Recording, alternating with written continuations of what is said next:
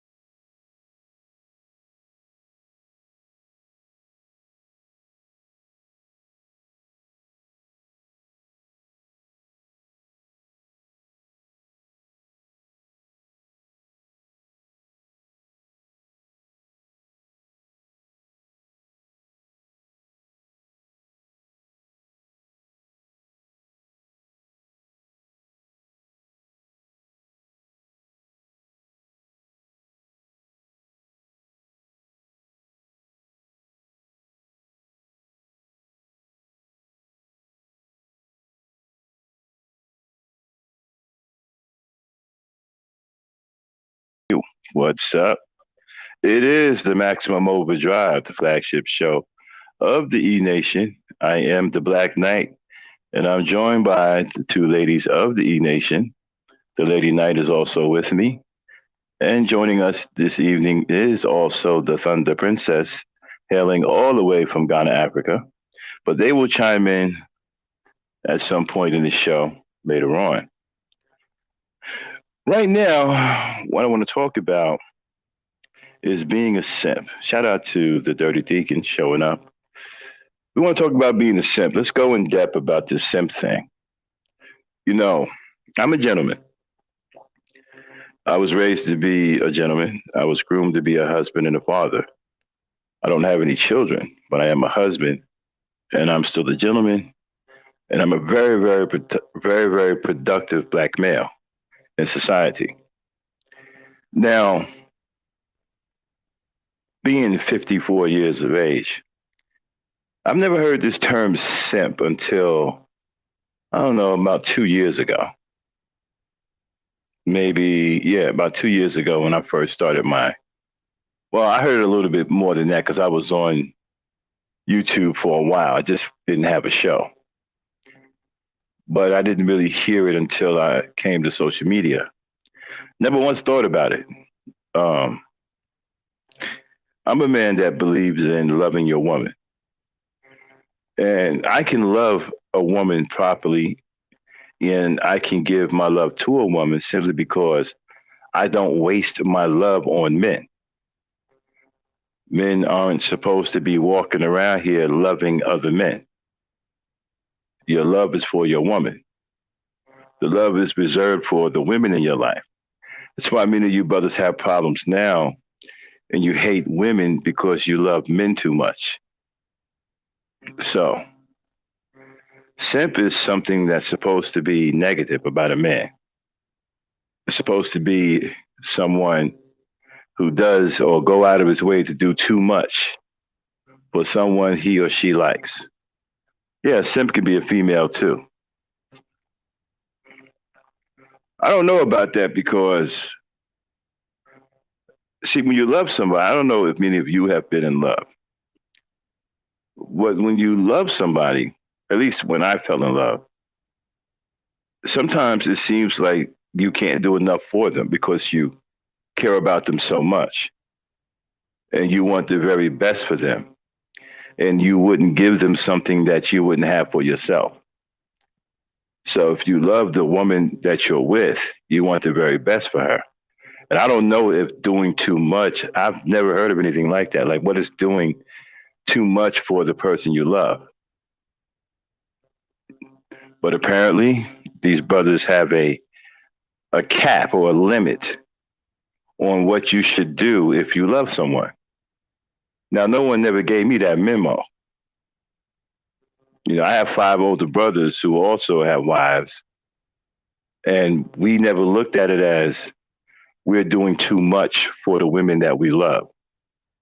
And it's the women in your life, period, whether it be your daughter, whether it be your auntie, your grandmama. And many of us love our grandmothers. For some reason, grandma is a legend in the family. Not that you don't love your mother, but grandmas is just special. There's something about grandmothers, you know, you couldn't hardly wait to go to your grandmother's house when you was a kid. She always had cookies and candy, and you was it was always you can do stuff at her house that you couldn't do and get away with home because your mother be on you, right? So you can go to grandma's house and just cut up. And all you would get is a kiss on the cheek, and she'd call you baby. You get a couple of hugs. She may pinch your cheeks and give you some candy or something. You couldn't wait to get to grandma's house. Grandma's house was where it was at, right? And so all the women in your life, according to these guys, if you do something because you love them, you are a simp. You're doing too much as far as they're concerned. Now, there's a large group of men. Well, actually, there's several groups of men, black men on social media, who want you to believe that You should settle for belligerent and disrespectful men. Men who put you down, men who don't value your life, men who don't love you, men who see you as um, some kind of object to buy in a department store. Men who sit on social media and spend all day telling you how much you don't mean anything to them,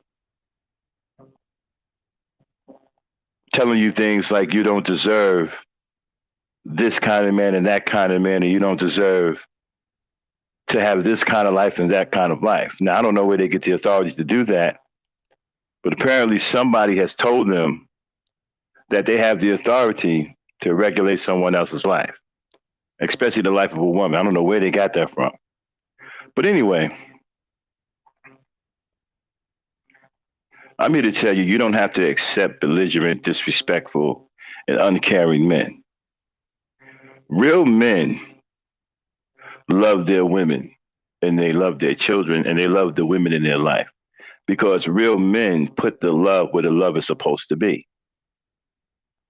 Real men do not waste their love on other men. I don't walk around here patting dudes on the behind. I don't walk around here hugging dudes talking about I love you, man, and you're in my left titty and all that. I don't do that. My love is reserved for women. Men get my respect if they earn it. Respect is for men. With men, it's all about respect.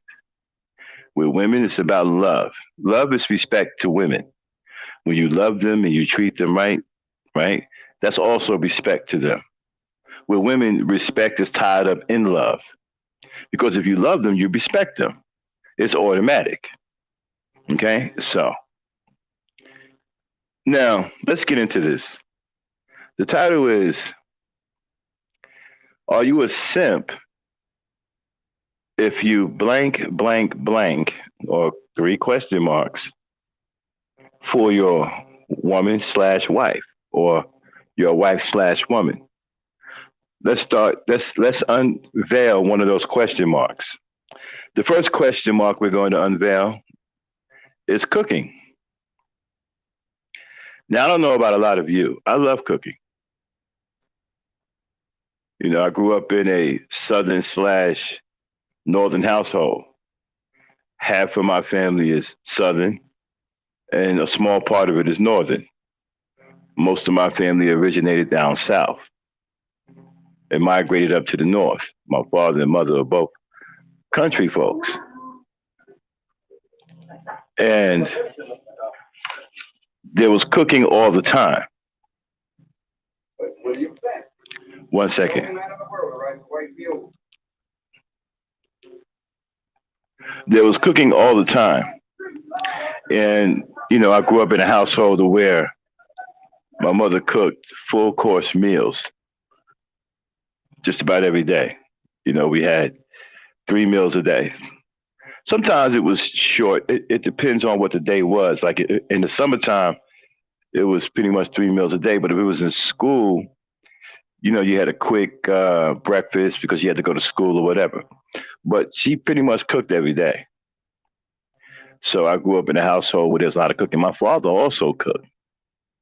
He cooked, he grilled on the grill and things like that. So we learned how to cook. All my brothers, we learned how to cook. So cooking was something that I love to do. And I'm very good at it. And I like to cook for my wife. Now, I never thought about being, you know, that made me a simp.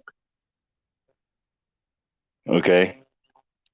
I was talking to some guys in the manosphere a while back before I found out that they all was bums and left quickly.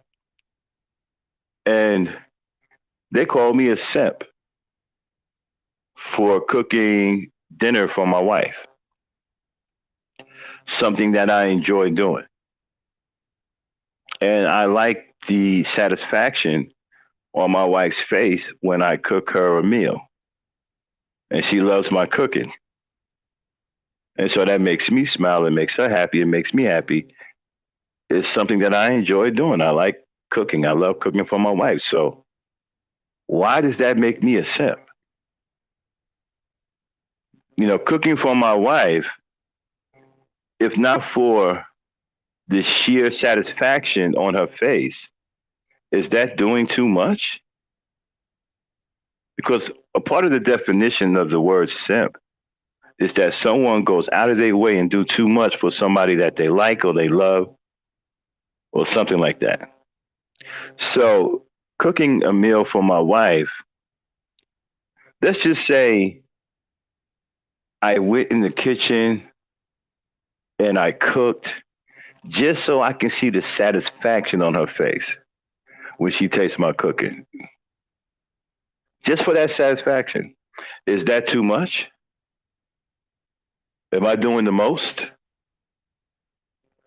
I never looked at it. I've never even thought about it like that. That never even simp never entered my mind.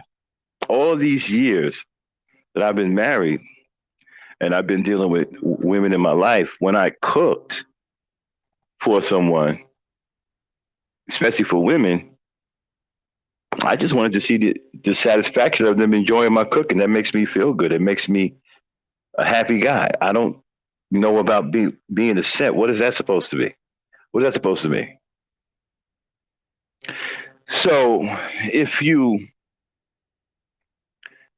so I'm being shamed for being a loving man to my woman because there's something that I like to do, and she happens to reap the benefits from it.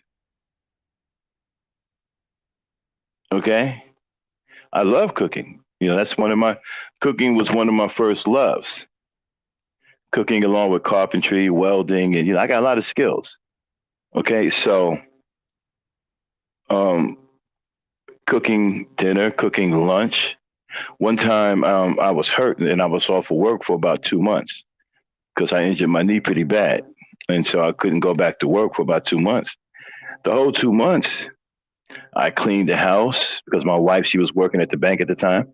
I cleaned the house. I made my wife breakfast, lunch, and dinner because I was home. I had nothing else to do but heal up.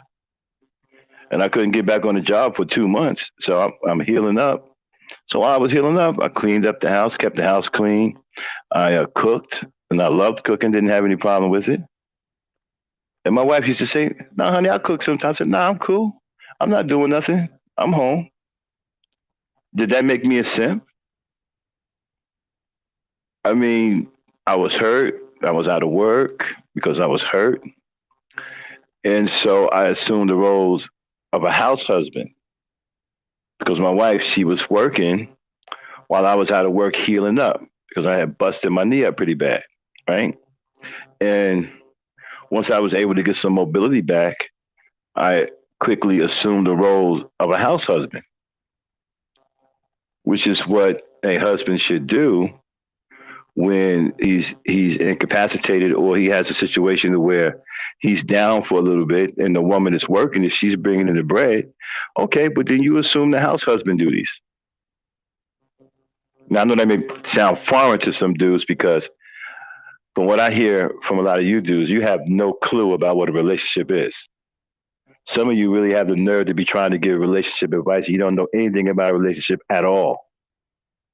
And the fools that follow you and give you cash apps are some of the dumbest dudes I've ever seen in my life.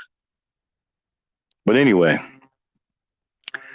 so when I assumed the role of house husband for a short period of time, I never looked at it as being a simp. But I was caught when I unveiled that to some of the guys in the manosphere. I was called all kinds of names. I was called a punk. I was called weak. I was like, some people told me I was completely out of my mind. I mean, they dragged me through the mud like I don't know what. So I'm sitting there listening to all of this ridicule, and it crossed my mind like this, like, man, I never experienced this. Shout out to shout out to the goat. What up, goat? Taz in the building. And I never thought about being a simp. As a husband, if you go down, for a period of time and your wife is holding it down financially and you have some, now it's different if you don't have any mobility. Like say you have a really bad injury and you can't move for a while. Okay. When when I busted up my right knee, I couldn't walk for about 2 weeks. But once I was able to get my mobility back, started assuming the role as a house husband. That's what I'm supposed to do. Okay. And so I cooked every day, made my wife breakfast, lunch, dinner, and she loved it and I enjoyed it. It's something that I love to do. I love to cook. She had a ball. I had fun. I love seeing that look of satisfaction and that smile on her face. So simp never crossed my mind. I never even felt ashamed. Like, man, I'm cooking, so let me go bury my head in the sand so nobody hears about this. If my buddies hear about this, for some, I'm not going to be a man anymore. Matter of fact, I ran and told my boys, my friends, like, yeah, man, I was cooking last night. I made this, and that, this, and that. And my friends, my real friends, they didn't ridicule me. They was on some, oh yeah, well, you know what? I be cooking my woman. They started telling me what they be cooking their women.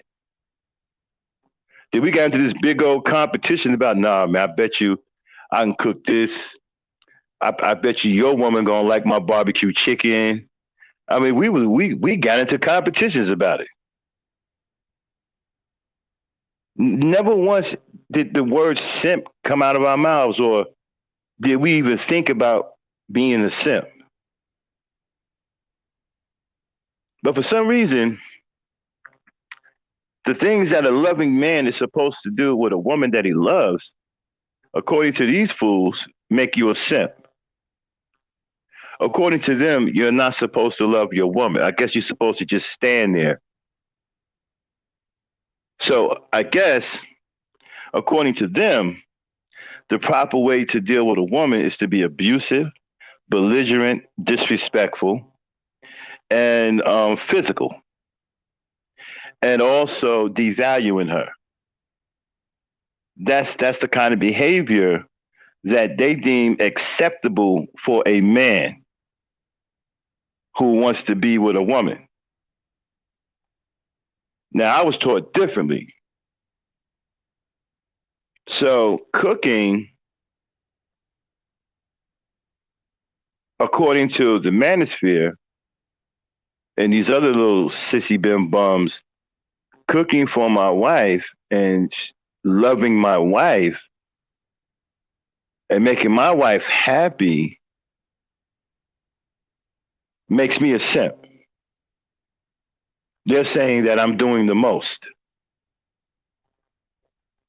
Like I said, I don't know about that. You see, for those who've ever been in love, maybe you know what I'm talking about. If you ever been in love with a person, especially a guys, if you ever been in love with a woman, I don't know about doing too much for someone you love. I never even thought about that. That never came to my mind. As a matter of fact, I always looked at it as, well, I don't do enough. Especially when you appreciate the sacrifices that your woman make for you, right? I remember before I started driving the truck, my wife was this big time bank executive, right? And she worked in the corporate of Bank of America. And one time, this is before I started driving trucks. This is way back in the early 2000s. And I was working this little BS job in a warehouse. I was working for the place that made those jeans, Joy Dash Jeans. Joy Dash. I was working in one of their warehouses down there in Port Jersey. And, I got my little punk ass check, little $450 and whatnot after taxes. And I ran to the bank to cash it and couldn't get into the bank, because the bank, they was closed. And they had been closed for about, I say, a good, almost 40 minutes, but there was still, I think the manager was still in there, right?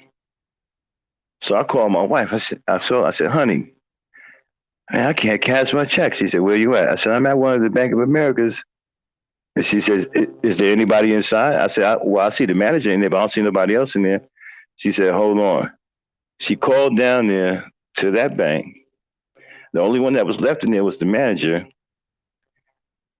Made a phone call to him, and he came out, opened the bank back up for me, just to cash my check. Now, when you got a woman that got clout like that, I mean, you appreciate it, right? You appreciate things like that, you know. So I never had a problem going out of my way to do things for her. I mean, she went out of her way to do things for me all the time. So, like I said, you know, to me, it was never a situation to where I felt shamed or I felt like my manhood was compromised or something like that. I've never looked at it that way at all. So, cooking, according to these guys, if you cook for your wife, you cook. Now, she ain't even got to be your. What if you cook for a woman that you're courting? What if you want to cook for her?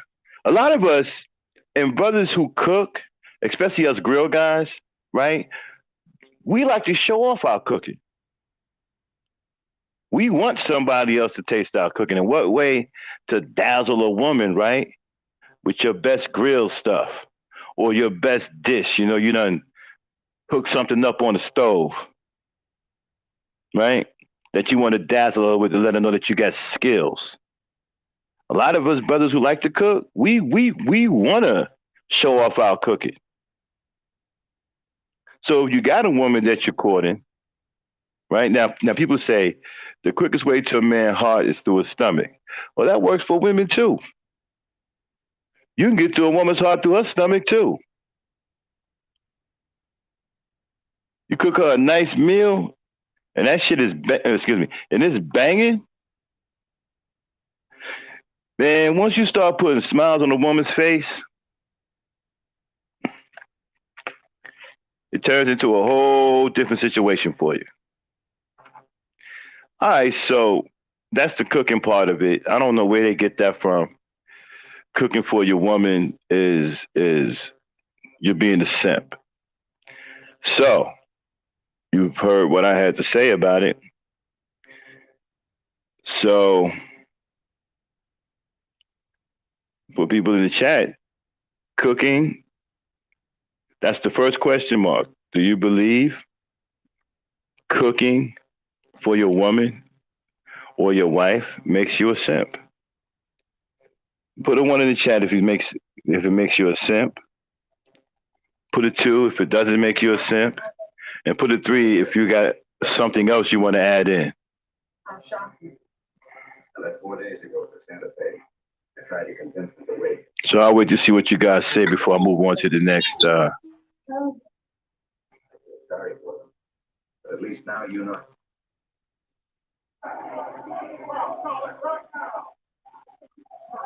Okay, so I got 1, 2. So Ann doesn't believe it makes you a simp. And T doesn't believe it makes you a simp. Who else? I also doesn't believe it. Okay, so Abby is chiming in. The Thunder Princess doesn't believe that makes you a simp. So we got 2. We got Dame. Frankie doesn't believe it makes you a simp. Okay, we got another one too.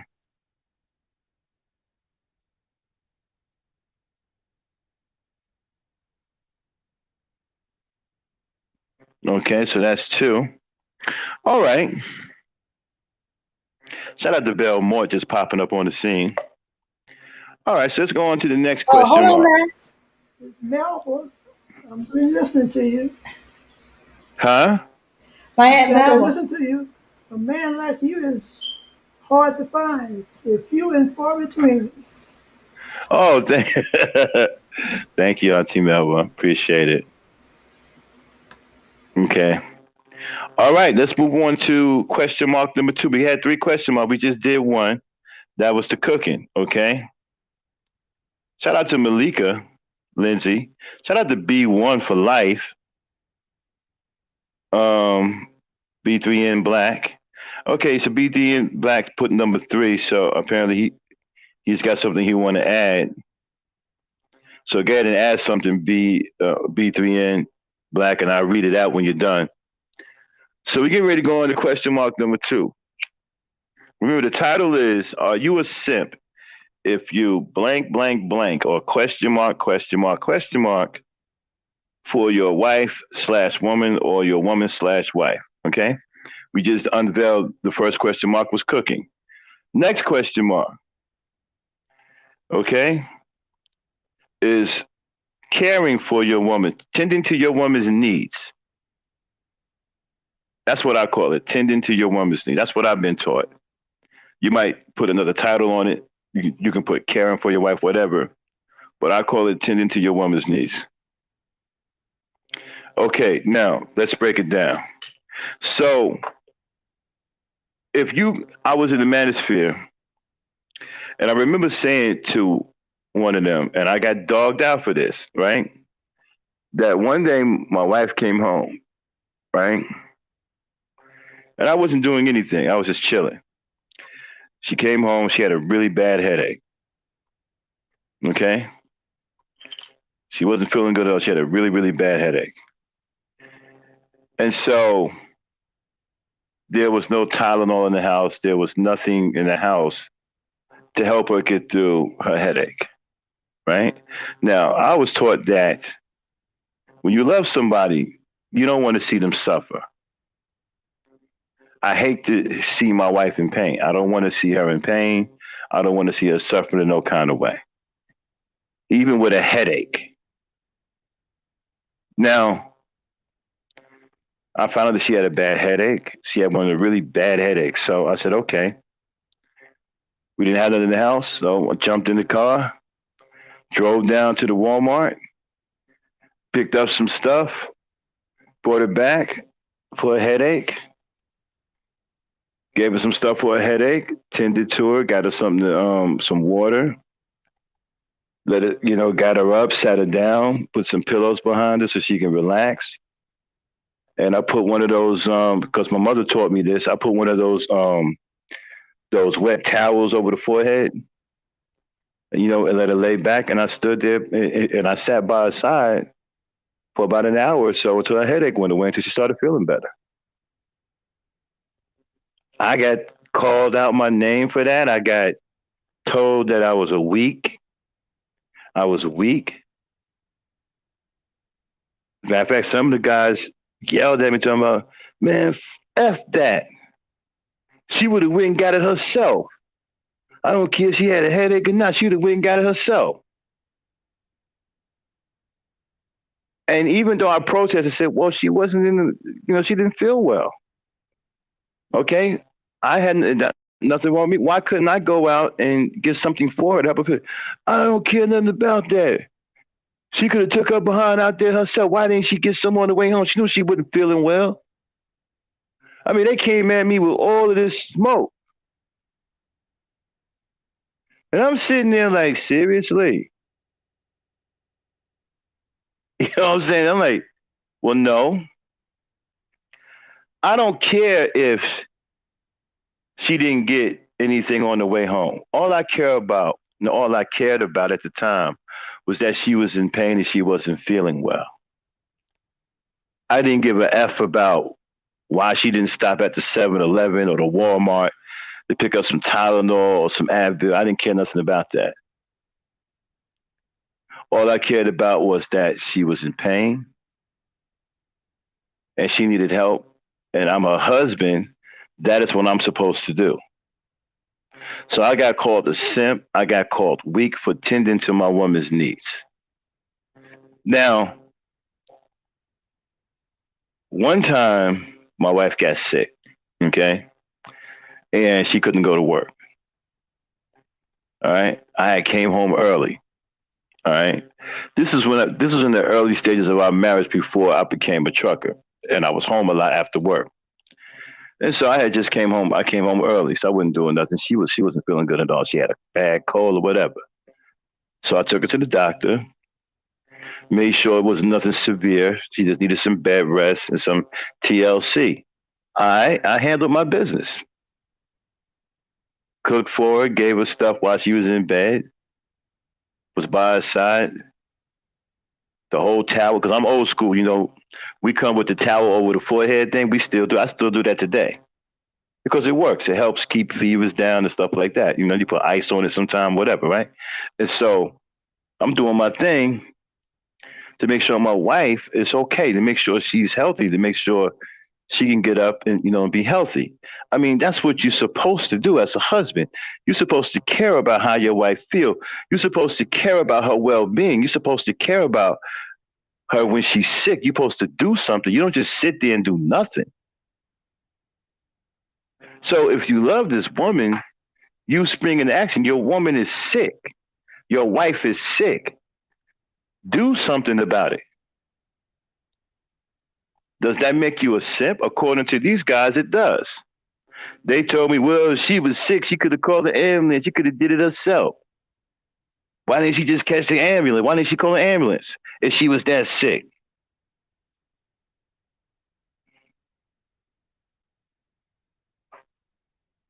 You understand what I'm saying? And I'm like, what the hell did you call the ambulance for? She got me. I'm the ambulance. Okay? That's my wife. She got me. I took her to the hospital. I took her to the doctor to make sure she was all right and there was nothing serious wrong with her. And she got some meds and she just needed some bed rest and some tending to. I handled that. That's what I'm supposed to do. I didn't know that made me a simp. So according to these guys, tending to your woman's needs and caring about the well-being of your woman is you being a simp. You're somehow doing the most. You're somehow going out of your way to do more than what you need to do. Because you are tending to your woman. Hey guys, let me explain something to you. In a marriage, it's not a one-way situation. She don't just get to take care of you and tend to your needs and you don't do anything for her. You see, when we go down, whether we be hurt or we got the flu or whatever, she's there by our side, making sure we get well. Well, when she goes, she's not invincible. She may go down herself. What are you going to do? Nothing? She's there by your side when you go down and you're sick. She's making sure you get better. She's driving you to the doctor. So when she goes under the weather herself, you are supposed to sing. I don't know who tells you. I don't know who told you something different. I don't know where y'all get this from, that you don't supposed to take care of your woman. You don't supposed to tend to her needs and you don't supposed to tend to her well-being. I don't know where y'all get that from. That's not the way it works. And so I was told that I was being a simp. And like I said, I come from out of the 60s, y'all, the 70s. Me and my brothers, we were groomed to be husbands and fathers and stuff. So this stuff is automatic to me. It's ingrained in me. It's natural to me, right? So this stuff has been instilled in me since I was a young boy. So I don't know any other way, right? And so I never thought about being a simp or, this stuff never occurred. I mean, who thinks about being a simp? If you're doing what you're supposed to do to take care of your woman, as a man, that's supposed to be satisfying for you, right? Your woman don't went down. You're right there by her side, whether you got to go cook some soup for her, feed her in bed, prop up her pillows, give her medication, whatever you got to do to make sure she gets better. And once she gets up out of that bed and she's strong again and she's smiling again, you're supposed to have some serious satisfaction behind it. You're supposed to walk around with your chest sticking out because you handled your business. You was there in the time when your wife needed you the most. And you help bring her health back up. I mean, that's a badge of honor right there. That's something to be proud of. But according to them, you're a simp. You're weak. You're doing the most.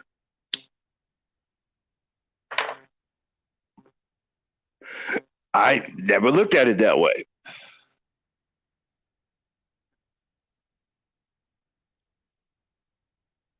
Kind of curious, man, about something. So I'm taking it that whatever you do for your woman that's good, I take it these guys are going to say that you are a simp and that you're weak. Now help getting your woman health back up and caring about her well-being.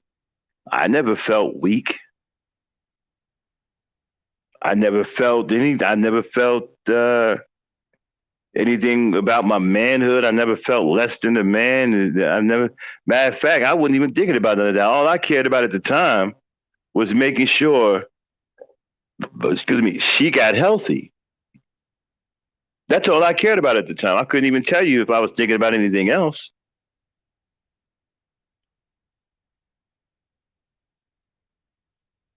So I don't know, man. These guys are different. These dudes are different kind of dudes. I didn't grow up around men like that. The men that I grew up around cared about the people in their household. They cared about their wives. My father cared about my mother.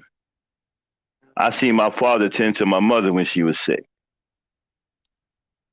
I watched my father make my mother soup, even though my father didn't really know how to make soup very well. Matter of fact, he was pretty terrible at making homemade soup. We would go and get a can of soup after he made his, and while he wasn't looking, see, we cooked the soup behind his back, and while he wasn't looking, we switch it out.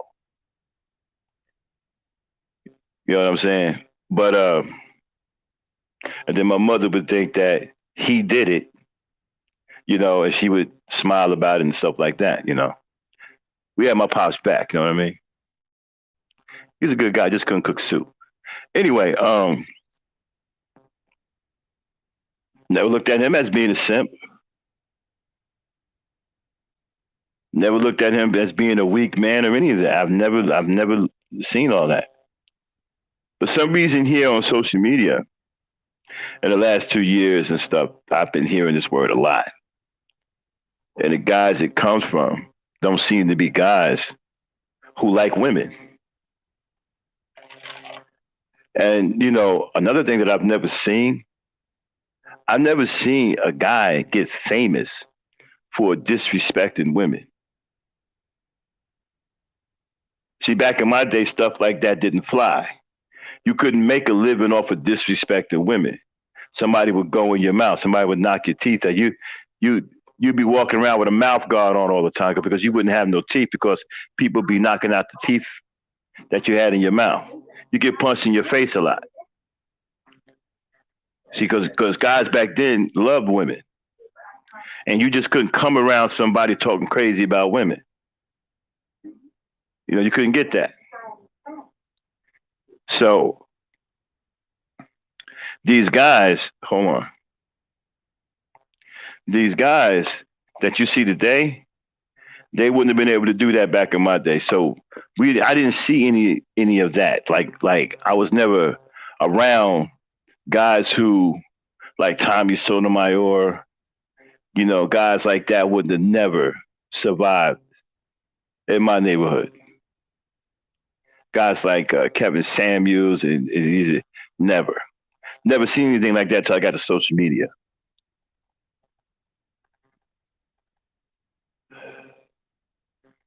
And so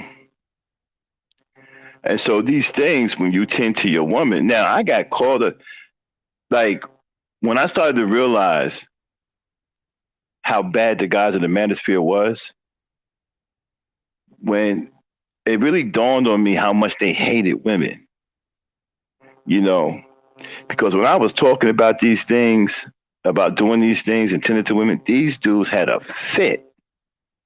I mean, they would jump on me, man. They would cut me off, call me. I mean, they would scream on me. I mean, these guys hated the fact that you would say anything loving towards a black woman. I mean, it drove them crazy. Seriously. I mean, you got them guys over there calling their mothers bees. I could never call my mother out her name like that. But apparently they feel justified in doing so. So that's question mark number 2. Are you a simp for attending to your woman's needs and her well-being? Y'all can go on to vote on that. 1 for yes, 2 for no, 3 if you got a comment. And then we move on to the last one.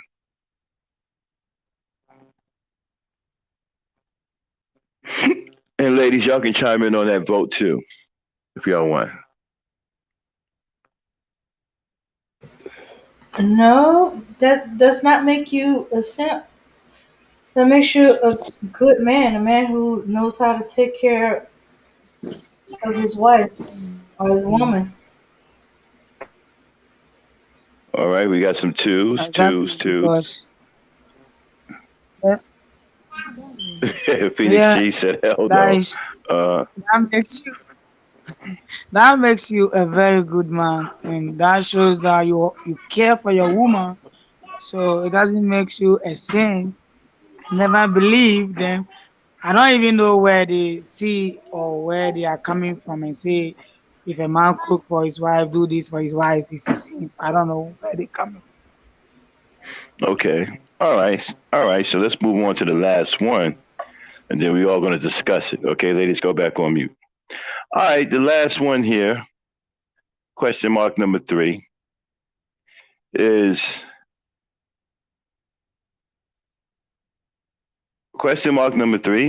has to do with romance, buying your woman's gifts, and showing your woman a good time. Taking your woman places. Okay, so number 3. So according to these guys, now I use myself as an example, but I'm going out here on the limb for all you brothers to speak up and have the courage to speak up, and don't let these guys shame you because you love your woman. It doesn't make you weak because you're supposed to love your woman. That's what your love is for your women and your children. You're supposed to love your woman.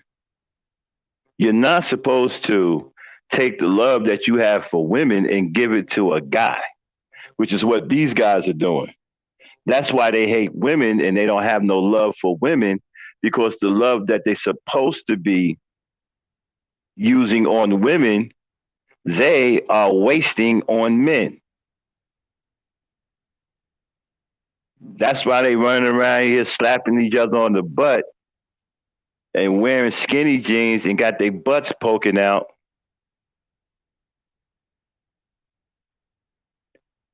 And talking about they love each other and having soap operas, male soap operas.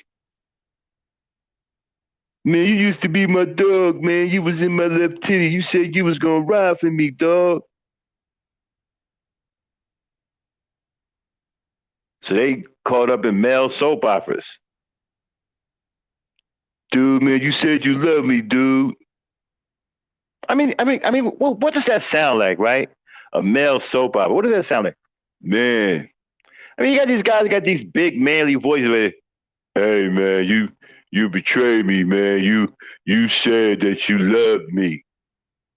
Dude, man, you was in my heart, dude. I don't know what to think no more, dude. I don't know if I could forget this one, dude. But Herschel, I told you I wanted to see other men, Herschel. It's not my fault, Herschel, that you didn't listen to me. Well, Wally, that's not what you said. You saying that now, Wally. You gonna tell me you ride with some other dude now, Wally? You didn't say that before, Wally. Herschel, I told you that I was down with some other dudes. It's not my fault, man. You all in your fifis. So now Herschel and Wally got a problem. Apparently they in love with each other. Ain't no women nowhere to be found. But anyway, buying your woman gifts, right? Buying your woman gifts. Y'all all see The Color Purple, right? Hopefully y'all did. There's a particular scene in there that I really, really like. It was where Suge Avery showed up with some dapper looking dude that had one of the little I call them derby hats, right? And they had a little Model T car. And I'll never forget that line. He said, "Hey man, I'm not here to fight my woman's battles. My job is to love her and take her where she wanna go." There's a lot of truth to that. I don't agree with him about fighting your woman's battles. You're supposed to fight your woman's battles because you're her protector. But love her and take her where she wanna go. This is the most fun part of the relationship. You get to entertain your woman. You get to light up her sky, right? You get to take her out on the town, show her a good time, buy her gifts. Women love gifts.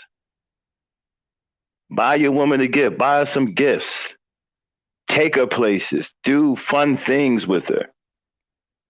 Romance, take her out to dinner, do romantic things. But some of you ain't got a romantic bone in your body. Some of you think romance is showing up with a bottle of half drunken wine and wanting to have sex with the woman. That's not romance. That's called crazy. All right. Just so you know, I just want to let y'all know that that's called crazy. Anyway, but you're right. This is the fun part. I call this the fun part. You take your woman out, y'all painting the town, do special things, save up some money. One time before I owned my own business, Luther Vandross came to town. This is a long time ago. This was the last concert he did before he died. And that concert was smoking. It was at Radio City Music Hall, right? And as a matter of fact, that was the famous concert where the dude had a mean proposal for his woman on stage. I mean, brother broke it down, man. Y'all can look that up, man. The proposal at Luther Vandross, it was on Valentine's Day. Back in Radio City Music Hall, a guy who proposed to a woman on stage at a Luther Vandross concert. I heard that shit, I heard it live. Dude had that proposal down. I mean, it was awesome. Dude was so cold that the brothers gave him a standing ovation.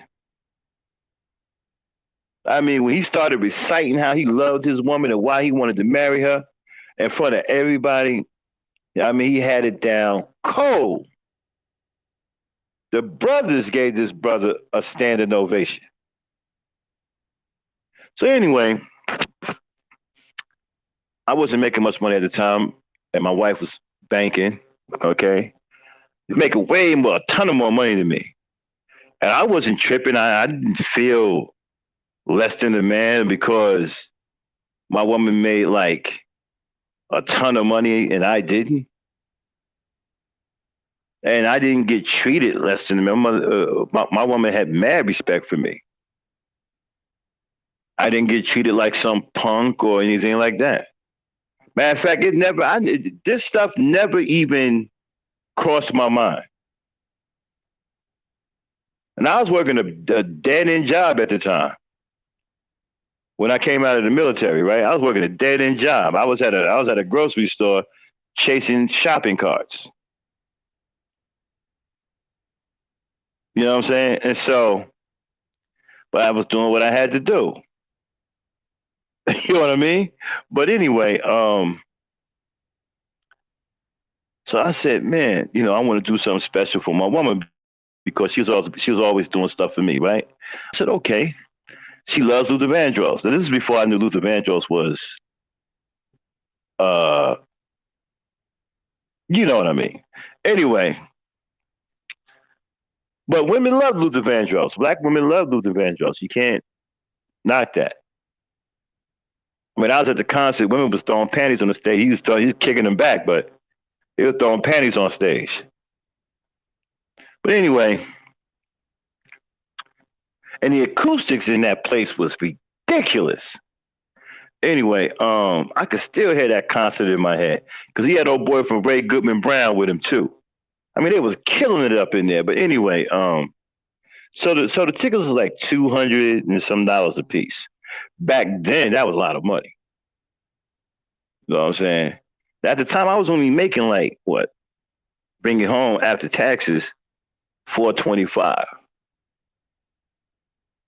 I'm like, man, these tickets are like $275 a piece, right? And the concert was like so many weeks away, right? And I said, I want to do something special for my woman for Valentine's Day. So you know what I did? I didn't make no excuses and say, well, I couldn't do nothing for her. I said, okay. I put a little money to the side every week until I was able to have enough money to get 2 tickets, right? So got the 2 tickets. She didn't know I brought the tickets, right? So I got the 2 tickets and everything, you know? And but I didn't count on one thing. I didn't count on the parking in New York. Because when we drove over there, I mean, they was price gouging the crap out of people in them parking garages. But we finally lucked out and we got one that wasn't too bad. Okay. So I'll never forget, she came home. I gave her a Valentine's card that had the 2 tickets in it. And she didn't know yet. So I'm sitting there chilling, sitting in the living room, looking out the window, smiling, getting ready to hear her go, freak out because she loved Luther. So I'm sitting there waiting on the freak out, right? And so here it came, the freak out. Oh my God, we got 2 Luther Vandross tickets. She coming in, honey. She's jumping and everything, whatnot. And I'm like, yeah, who the man now, right? I know that's corny, but that's what you did back then. You did that who the man stuff, We did corny stuff back like that back then. Know what I'm saying? So, we got it together. Brother got his clothes together, went and got that cut. We were looking sharp. Went out to the concert, right? Had an extra 2 bones in my pocket, 200, which got ate up very quickly. But the parking garage, I was like, oh man, I'm out of money. I couldn't take her out to eat afterwards, right? So I'm like, man, how do I make a mistake like that? No problem.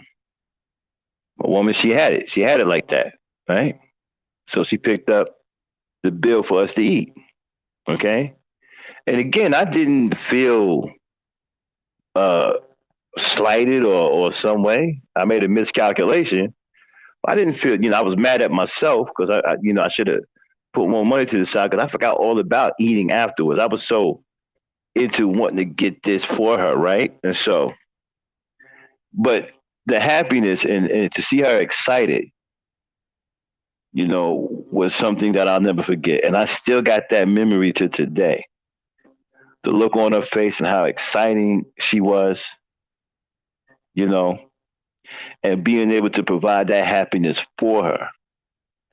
Makes you feel some kind of way as a man, right? You got your shoulders up there, shoulders get all big and whatnot, Walk around, put a muscle T-shirt on, throw some baby oil on your arms, make it look like do a couple of push-ups. You know what I'm saying? Walk around trying to look swole and whatnot because you done did the right thing for your girl, right? She happy. She walking around looking all swole and shit, right? So I'm on the horn talking to my boy. Yeah, I'm about to go. I'm taking my baby to Luther Vandross concert. It's like word, word. Oh man, I forgot the concert, man. Yeah, I mean, I was bragging about it, for Valentine's Day. Yeah, I'm taking my baby to the Luther Vandross concert. Now what, niggas? Right? So we got over there and everything. Luther was amazing. Okay. The acoustics in that place was just absolutely crazy. And women were throwing panties on the stage. He was kicking them back. Apparently he didn't want nothing to do with that. But then he had the Ray Goodman and Brown brother in there. He was killing it. Then that brother came out and did that proposal. He rocked it. And we just had a beautiful time. I'll never forget. And then afterwards, we was gonna get something to eat. And I didn't have no more money. I was like, damn, baby, I blew it. I didn't spend enough money. She said, don't worry about it. She picked up the tab for us to go get something to eat. We went to the BBQs. We went to BBQs that night. And we had a great night. Came back. So at the time I didn't feel like I was doing the most, or I didn't feel like I was going out my way to do more than what I should have done. I was showing my woman a good time. I was getting my woman a gift. I was making my woman happy. So I found out later, all these years later, according to the manosphere, that made me a simp. I would have made her pay for the concert. I wouldn't have did nothing. She would have to pay. She would have to pay for her own ticket. She making that kind of money. She should have bought the tickets. Why didn't see it like that? Whether she made money or not didn't stop me from being the man. Didn't stop me from being the man that I am. It didn't do nothing. I didn't stop being the man because she made more money than me. I didn't stop wanting to provide for her and want to take her places because she made more money than me. See, fellas, because your woman makes more money than you, it doesn't stop you from being a good man. It doesn't stop you from wanting to take her out, wanting to do things for her because she make more money. So what? She make more money than you. That shouldn't stop you from being a loving man. You listen to these fools. If she's making more money than you, then you shouldn't do nothing. No, that's not the way it works. Her making more money than you has nothing to do with you being a loving man. It has nothing to do with you tending to her needs. It has nothing to do with you being romantic with her. It has nothing to do with you wanting to buy her things or take her places. You don't stop being a loving man and caring for your woman simply because she makes more money than you. If you're going to do that, then you may as well leave her alone, period. And just don't be with her. Realize that you got some kind of ego problem and go find a woman or somebody that's going to deal with your ego, because apparently you got ego problems. Me, I don't suffer from ego problems. And because my woman made more money than me did not stop me from being a loving and caring man. I still took my woman out. Even off the little bit of money I made, I still did things for her, and I was happy. I didn't mope or have my mouth on the ground. Man, you made more money than me. Why I got to spend my money? I didn't do nothing like that. I was still excited. I was busy being a man. I was busy being a loving and caring man. That stuff never entered my mind. I didn't care how much she made. All I cared about was this was my woman and I loved her and I wanted to do things for her and I wanted to make her happy. That's all I cared about. That's all I thought about. So my ego never took a hit. I never felt some kind of way because she made more money than me. So let me stop caring for her. Let me put a price tag on how much I feel about her or what I should do for her. None of that stuff never came in my mind. None of that garbage never came in my mind. But in the manosphere, when I talked about this, these niggas had all kinds of shit coming to my mind.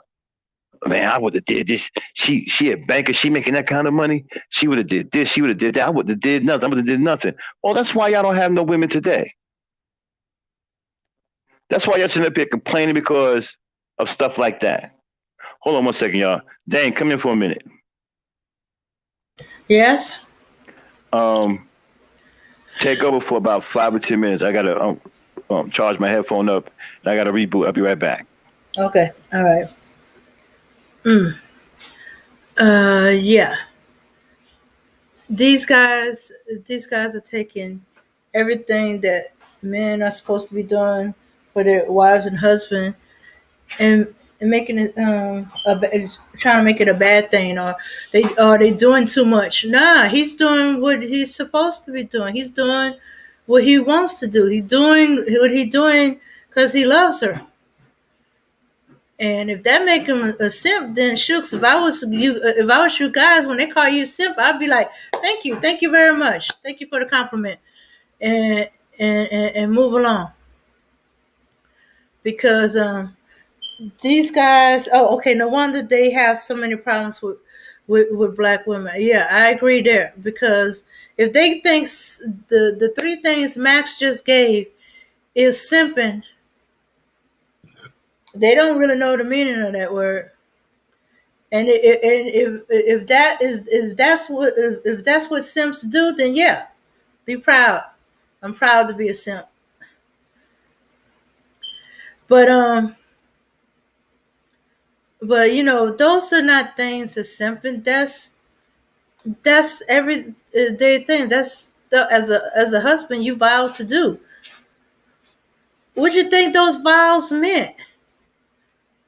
And and when you take a woman, that's the stuff that you're supposed to be doing. Show yourself as a man, a good man, and, and that and that you provide, protect. Yeah. Okay, I'm back. Mm-hmm. Thanks, Dan. I appreciate it. You're welcome. Okay, so like I was saying, right? And so, as a man who was in love with his woman at the time, I never looked at anything, whether money wise, whether she made more money than me or not. That didn't stop me from being a man. That didn't stop me from doing the things that I'm supposed to do for my woman. So apparently to these guys, if the woman makes more money than you, then that changes everything. Why should it change anything? It shouldn't change anything. I don't care if your woman makes more money than you or not. You're supposed to still be a decent man to her. You're still supposed to provide for her, protect her, buy things for her, take her places, tend to her well-being, and still love her as hard as you can. It doesn't change because she makes more money than you. That's ridiculous. If it changes because she makes more money than you, then you just don't love her, period. I mean, you feeling some kind of way. You all in your ego, man. I feel intimidated because she makes more money. That doesn't even make any sense to me. I feel intimidated because my woman makes more money than me. I don't know. That just sounds dumb to me. I don't know what that's about. But again, I was told that I was a simp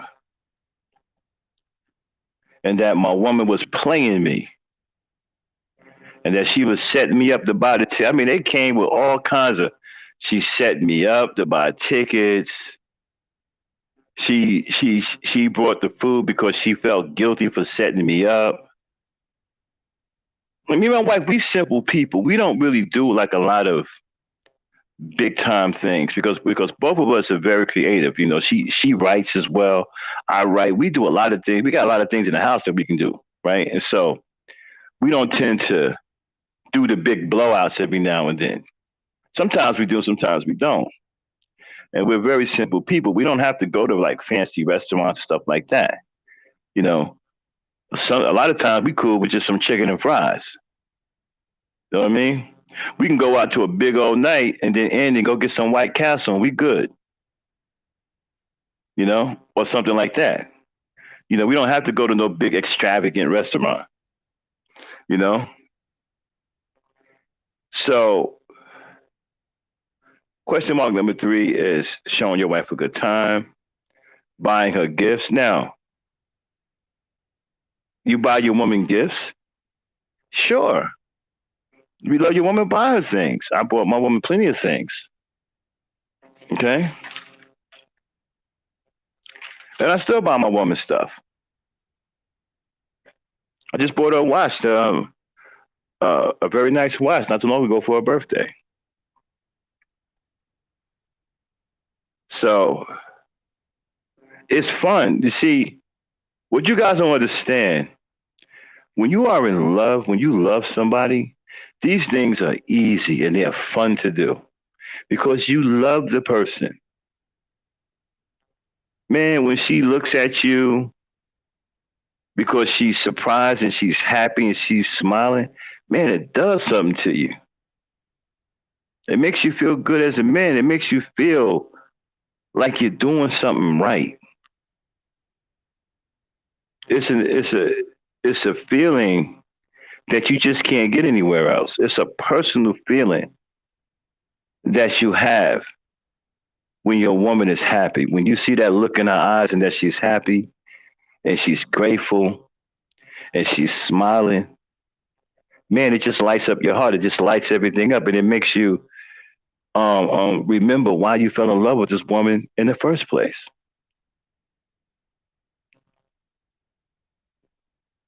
And so I say all these things to you brothers out there because some of you right now have brought into the shame and stuff. And you don't want to express the love to your woman because you're listening to these guys and you feel that if you do express your love to your woman, that you're weak and that you're a simp. No, you're not. Don't let anyone stop you from being a decent man to your woman. Don't let anyone stop you from being a decent father to your children. If someone is trying to stop you from being those two things, that's somebody you shouldn't be listening to and somebody you shouldn't be around. And it's also somebody you should warn other brothers to stay away from. Okay, that's why I say these things. I'm not just focusing on myself. I use myself as an example, but I'm talking to all of you brothers out there who may fall into this manosphere trap and think that you're a simp or you're weak because you are a loving man to your woman. You're supposed to be a loving man to your woman. What you're not supposed to be is a loving man to another man, which is what these guys in the manners queers are about. They're loving men to other men. You're not supposed to be that. That's why they don't have love for women because they're too busy loving each other. Okay. So that's why I do this podcast. Because I want you brothers out there to start expressing the love you have for your women. Don't be afraid to express your love and show your love and do the things that you want to do because you love this woman. Don't let nobody shame you out of loving your woman and taking care of your woman and taking care of your woman's needs. You're supposed to do that. If you love your woman, you do these things naturally. Your relationship should be a lot of fun because you're in love with the woman. Like I said, when you love the woman, a lot of these things are fun to do. It's like going somewhere when you're taking her out. It's like being on going somewhere with your best friend in the whole world. You know, she's by your side. You got your arm around her. Y'all laughing and smiling and giggling and having fun. It's like being with your best friend in the whole world. You know, it's a feeling you just can't get anywhere else. And so that is number 3.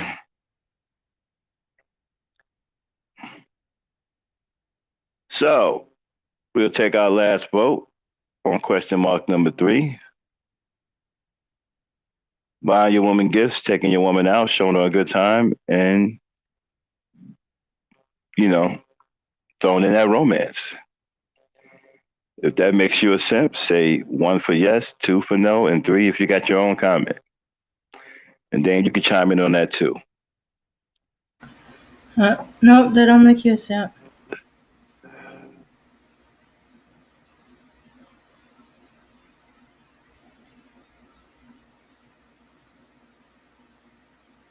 Yeah, I don't think these guys know what a simp means.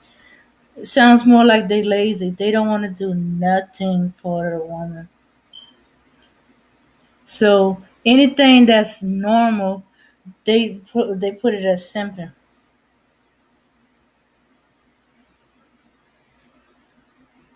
Okay, I'm back. Sorry about that. I fell off for a minute. Hmm. All right, Dave, I'm at the end of the rant. You can chime in now, and we can just go into the rest of the show, having a conversation about things I talked about. And this simp thing. What's your take on everything? Oh, as I was saying just a second ago, these guys are lazy. They taking things that's perfectly normal in a relationship and and making it like it's something extra. Like you're going above and beyond. It's like that's normal. That's what you're supposed to do. That's part of being in a relationship. Mm-hmm. Yeah. So because they are lazy, they don't want to do it. They trying to shame men who do it. Oh, you being a simp. You doing too much. I say if what you just said by their definition is a simp, then I say every time they call you a simp, say thank you very much. Thanks for the compliment. And You keep know, moving. I take it that a lot of those guys never been in love before. They probably never loved a woman or don't know how to love a woman or never been in love. So when you're in love, I don't think about things like going above and beyond. You know what I mean? These things are Uh-huh. just natural. If you love Uh-huh. your woman, these things are just natural. It's not about going the extra mile, whatever. You do that automatically, you know. So Mm-hmm. I wanted to do this kind of podcast because this simp thing is out of control. And what I don't like is that they're using it to be anti-black love. Mm-hmm. You know, they're anti-black love, they're anti-relationship, they're anti-black family, they're anti-black period. Mm-hmm. Shaming the man, a black man, for loving a black woman by calling him a simp is anti-black love and anti-black couple, anti-black relationship, anti-black period. And very childish. Like Mm-hmm. little boys. Um, got one little young guy.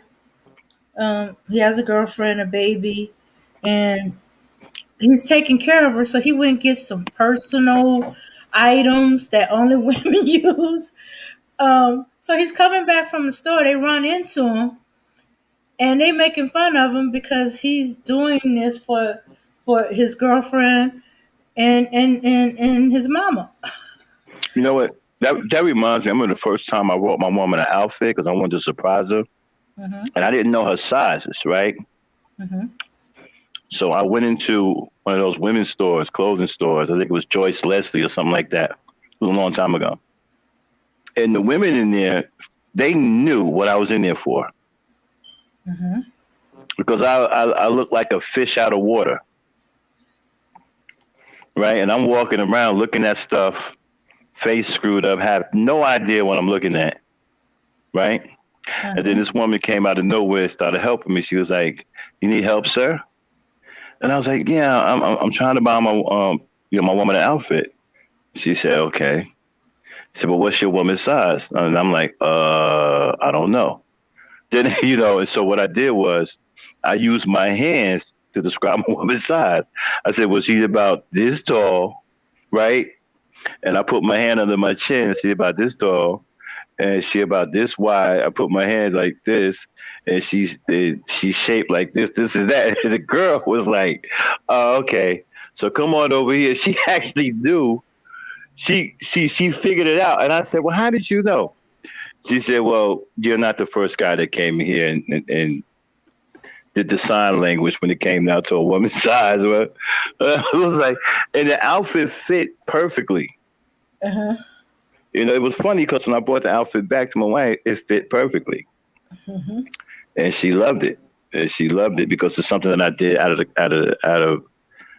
the kindness of my heart. It's something I wanted to do for her. But it was really funny now that I look back on it. Right, I had no clue, and I'm using my hands to try to describe everything. And the girl that was working, she's sitting there watching me, moving her head back and forth, looking at my hands, and said, "Okay, come on over here." You know what I'm saying? And she started pointing some stuff out, whatnot. It was off the hook. It was funny as I don't know what, but ended up getting an outfit that fit.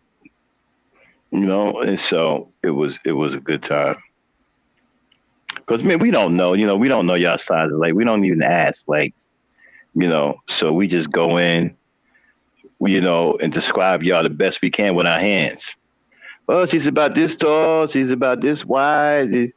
Her hair is like that, and she does this, and you know. And for some reason, that particular woman, she understood the lingo. She said I wasn't the first man that came in there who had no clue about what size this woman was, But she figured it out. I thought that was hilarious. Every time I look back on that, I crack up. Like wow. Yeah. Well. Dirty Deacon. I agree. Huh? Well, his girl made it easy on him. She gave him the empty bag, so he could know what to look for. But he cheated. He did well. He didn't cheat. He just did like you did. Excuse me. I don't know what I'm doing. Could you get this for me? It's supposed to be this particular type. And she's like, "You want me to double bag it for you?" Since the bags are kind of see through, he's young. Thank you very much. Well, one time I remember I read a MacBook, right? Mm-hmm. And I got I don't know, a couple of pages into the book and threw the book away. Stupid book, man. It's about dudes. These books teach men, how to be womanizers, how to be conniving, scheming. They destroy the integrity of the man. They make the man untrustworthy and unfaithful. And they also teach these guys that being unfaithful is the norm amongst men, and it isn't. It's actually, MacBooks are actually disrespectful to men. You reading the MacBook, you dumb as hell because all it's going to do is teach you how to be a homosexual. You're going to end up hating women. You're going to start loving men.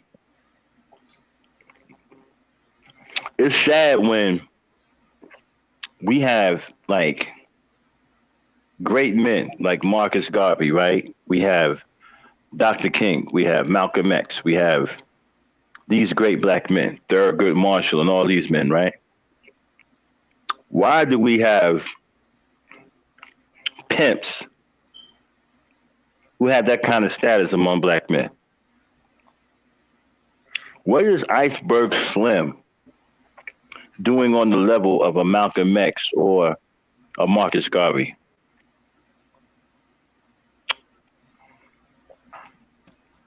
I mean, that isn't problematic to y'all. Like, what is Iceberg Slim doing up there with that kind of notoriety amongst guys like Dr. King, Malcolm X, Medgar Evers, Thurgood Marshall? Why is Iceberg Slim in that conversation?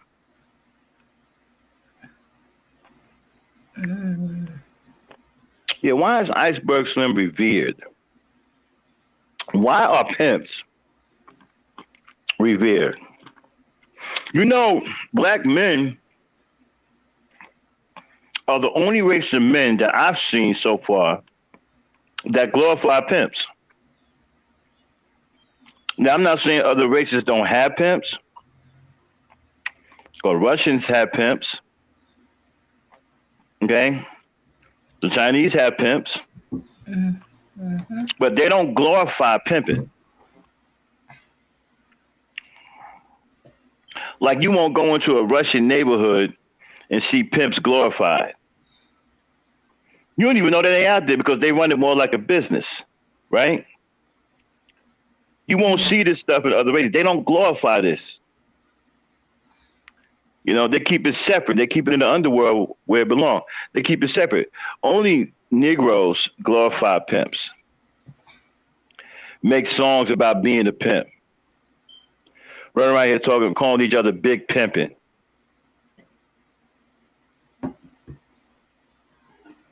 You won't even call a man, but you'll call him big pimping. What up, pimping? Ain't nothing pimping. Y'all not even addressing each other as men anymore. You calling each other pimps.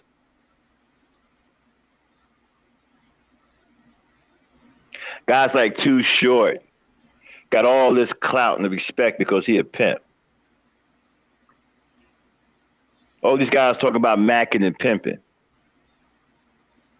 Guys who've made money off the backs of women and have womanized and disrespect, and they brutalize and abuse women.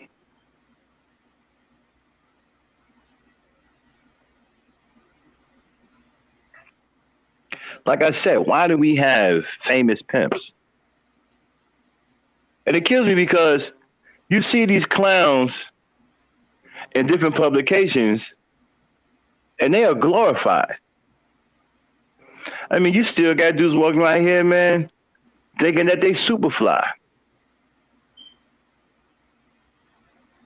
I guess because somebody said this a long time ago, right? They said that most black dudes see pimps, right? That's the first guy that they see that have power, right? And so if he can control a bunch of women, I guess that makes him powerful. That makes him a man of power. Even though he's not doing anything for the black community and he's hurting women, he's abusing women, but they see him as a symbol of power. So they see the Becky as a status symbol, and they see the pimp as a symbol of power for a black man. So a lot of these walking around here, they idolize the pimp because they think that that makes them powerful black men. Because they become, that's why a lot of them always talking about pimps this, pimp that. Ain't no simping, just pimping.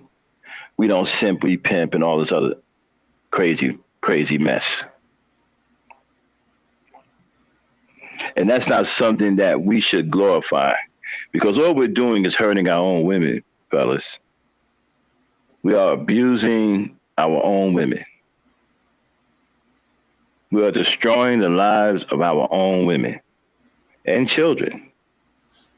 That's all we're doing.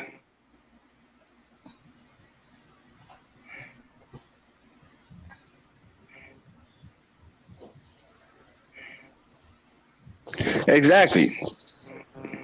Dirty Deacon, that's exactly what I'm getting at. There's nothing glorified or cool about our women selling their bodies. There's nothing cool about our women being in desperate situations to where they're being brutalized by chauvinists and guys who hate women, a lot of those pimps also are gay. Why do you think they dress like that? Sure, they try to make you think that, oh, this is the way we dress, man. This is how we clean. They're not clean. They're gay. Wearing women's clothes, wearing all them loud colors, got their hair did like women.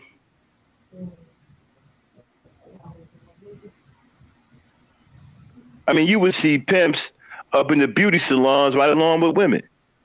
And they can get away with it because they were pimps.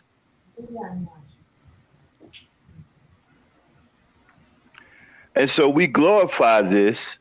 You got brothers who come on here now and respect other men who are pimps. I don't respect any pimps. I don't respect any man that was a pimp. And I don't respect men who respect pimps. As far as I'm concerned, there's nothing good that can come from a pimp. I don't care if he's giving out free turkeys on Thanksgiving.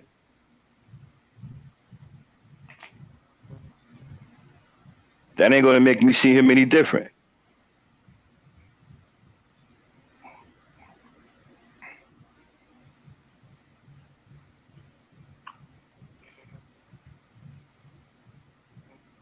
I'll tell you where the hatred came from. It came from black men wanting to be like white men.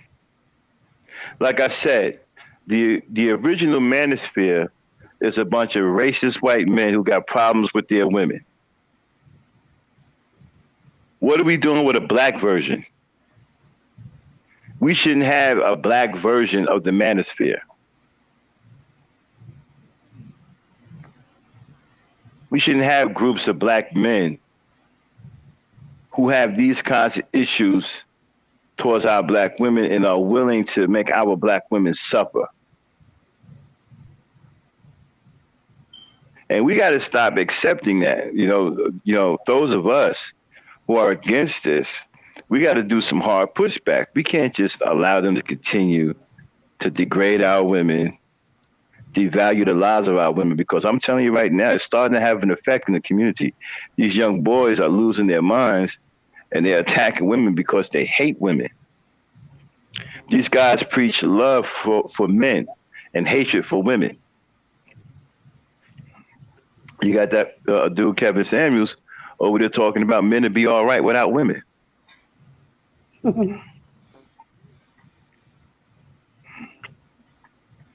They want women in the worst way possible. They want you to be some kind of slave.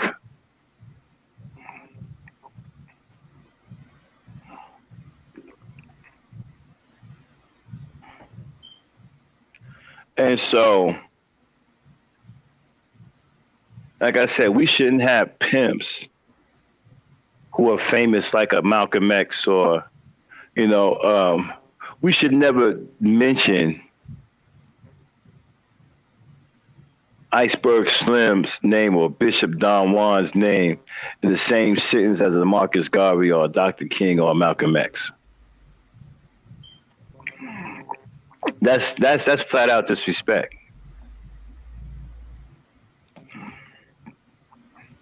But you got some screwed up brothers, bunch of dummies. This is all they have.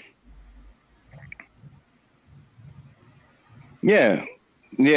Truth is, the original manosphere are a bunch of white racist men who are trying to get away from their own women. And so you got weak black dudes created a black version of it. Because you had black dudes that was in the white manosphere and they got chased out. Because they weren't supposed to be there. It was for white racists. And so, check this out. What gives me about this, when I hear the story about how the manosphere got started, right? They tell you these are lousy, good-for-nothing Negroes. You won't do anything in the community. You won't open up a youth center. You won't do nothing to try to deter the problems in the community. You won't do anything for black people or for your black people, but you'll get a bunch of numbskulls together and y'all will go and create a manosphere, a black version of the manosphere. So you can talk bad about your people and you can talk bad about black women. Something that you've copied from white men. You can go and do that though. You won't do nothing else for your people, but you'll go and do that. And you think that that benefits us as black people. I still can't figure out why there's a black version of the manosphere. What do we need a black version of the manosphere for? We don't need any manosphere. We don't need any red pill rage. We don't need a conscious community. We don't need these sissy bands. We don't need any of this stuff. What we need are good, strong black men with leadership, integrity, and honor. We need good fathers. We need good husbands. We need men who solve problems. We need men to build infrastructure. This is what we need. We don't need any clowns trying to take a shortcut, trying to live off the backs of women by disrespecting them and brutalizing them. We don't need any of that. We don't need some clown walking around here in some rainbow bright suit.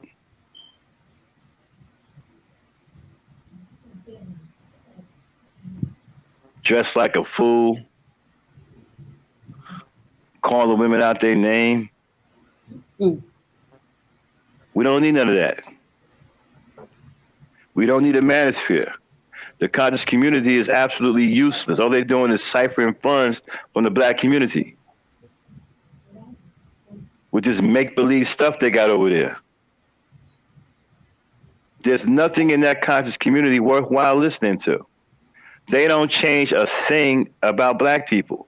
They claim that they bring you information. They claim about, let me tell you something about history. It's called history for a reason. We don't live in the past anymore. You'll never catch these guys talking about what needs to happen today. What they'll do is, when you put their feet to the fire, they'll tell you, man, we got to go back and see what they did to us. We already know what they did to us. What you going to do about it now? Nobody has any answer about what they're going to do about it now. And I'm going to tell you something else, right?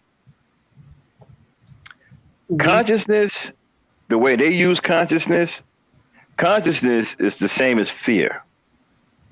These conscious dudes are just fearful dudes. They just fear. They're full of fear. See, when it comes to putting their feet to the fire for them to get out there and do something, all of a sudden they're trying to get to a higher conscious level. They need to vibrate on a higher level. They want to seek a higher level of consciousness. These guys are just cowards. When it comes time to produce something tangible, it's, oh, well, we're working on a higher state of consciousness. They want to give you some deep knowledge that don't mean nothing. We got to stop falling for that. We got to stop falling for these fake soap opera, soapbox dudes with this BS knowledge. They're getting you caught up. And the more you get caught up, the more you become non-productive. Nobody in the conscious community is producing anything, worth anything, nothing. You know, you got your 5%ers with your phony mathematics of the day that produce nothing. Understand something, people. You can get involved in all that rhetoric. You can get over there with those debates, and you can be blown away, and you can be stunned by their intellectual prowess and their intellectual might. How much they know the metanetta, the Rosetta Stone, and how they can recite the Bible and the Hebrew Israelites. You can get involved in all that, but understand something. It produces zero. Zilch. Nada. Nathan. Nothing. When you look at Brother Polite, at one time, Brother Polite over there was one of the big names over there. Look at what he did to black folks, scam black folks. And still doing it. And using the same method now that he did the scam the first time. You got Garfield over there scamming people about credit repair. You got crazy dudes over there. You got Sonetta done lost his mind. Sonetta's over there acting like he's some kind of conscious Don King. He don't care nothing about no community either. They call, check this out. This is what they call helping the community. They call Negroes who do nothing but read books about the past and have no interest in doing anything in the present, right? They call the ones together that read the most books so they can do battle about the books that they read. And he turned it like into like a pay-per-view type thing, a debate. You go to the conscious community, all you're going to see is them fighting verbally with one or the other. There is no progress to speak of. Nobody has any solutions or answers on what to do with black people to help black people move forward. You won't hear any of that. And what kills me is you got dudes over there who swear they famous. I mean, them guys are out of their mind over there. Man, them guys, you got Shaka Amos, man, who thinks he's the smartest dude that ever came down the pike and he can read the, this about the melanin of the coffin text. Dude, you aren't doing anything these guys don't do anything to help black people. And they say that they teach, right? Well, where are your students? And what are your students producing from you teaching? They can't produce any of their students that's actually out here in the real world benefiting off of what they taught or benefited off of what they learned. Not one thing. Same thing with the Hebrew Israelites. They don't have anything to say about anything either. It's just a bunch of BS. They sit up there, they recite the Bible, scriptures, right? But here at the same time, they're sexual deviants. They want it to the point now to where they don't want their women in their congregation or their group to wear panties at all. So on one hand, you reciting scripture, but on the other hand, you're being a deviant and a pedophile. This is what's going on in the conscious community. I'm telling you, those guys are out of their mind over there. And black people are caught up. They're caught up in the entertainment of it all. And it's distracting. Nothing is coming out of that conscious community worth anything. The real people back in the day who was really about black progress that was in the conscious community, they left the conscious community a long time ago. Dr. Phil Valentine and them, they don't support that crap over there no more. And them guys are crazy. I'm telling you, them guys actually think they're famous over there. They done created an atmosphere over there to which they're famous amongst each other. Seriously, they even give each other awards for doing nothing.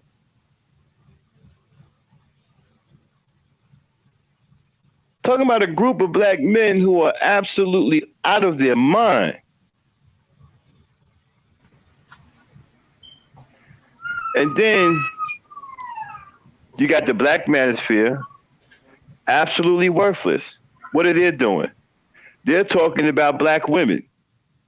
They're mad about listen, this is what we're doing as black men. Okay. Now, other races, y'all go on mute, please. Abby, go on mute. Okay.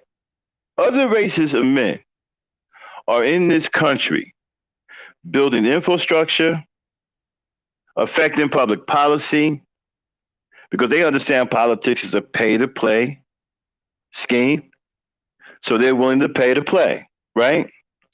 Black people don't understand that yet. Black people still think that we got black politics running around here with no power. But anyway, you got other races of men. You got the immigrants taking over California. You got other races of men doing stuff. They opening up businesses. They build the infrastructure. They're stealing our women. They're phasing us out, right? But, excuse me, What do you got the conscious community doing? Nothing. As a matter of fact, they're doing the same thing. They're scamming money from you. They don't care anything about you no more than the immigrant does. All right, now, so you got other races of men who are building, who are taking things by the horns. They're trying to affect public policy. When you look at Biden and all of these politicians, who are they doing things for? Everybody but us. They're doing things for everybody but us because black men don't stand up and demand nothing.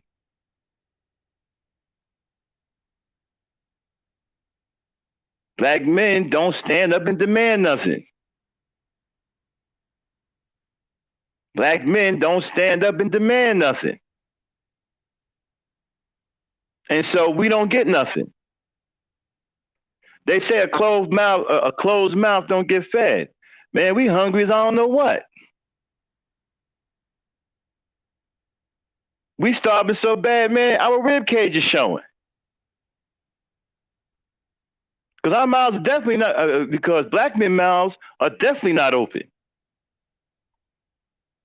So you got these other races of men doing all these things in this country, getting all of this favor from the president and all these other politicians, right?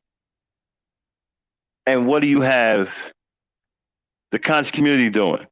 They're having debates about Kemet and the Bible, fighting each other, cussing each other out. Over there verbally drop kicking each other, giving each other awards, fake accolades. You got some fool over there calling himself a Kemetic priest in 2021. What is the manosphere doing? Spewing hatred for black women. Mad because they got turned down at the prom. Bitter, hate children, don't want to pay child support. Talking about women are hypergamous and that they shouldn't be protected. What Sissy Bim's doing? They're going their own way. I guess they're going their own way to poke each other in the dunker. What is the Red Pill Rage doing? Talking crazy. So that's what the prominent black groups are doing. Nobody's building infrastructure. Nobody's trying to fix these schools. Nobody's listen, they're starting to come up into the schools now and shoot our kids. Cop just ran up into a school and killed a kid. Right in the school in front of everybody. Where's the conscious community? Where's all of this Hotep stuff? Where are these Hotep dudes out here to stop all of this? Where's the Hebrew Israelites? These guys talk a good game, but they do absolutely nothing.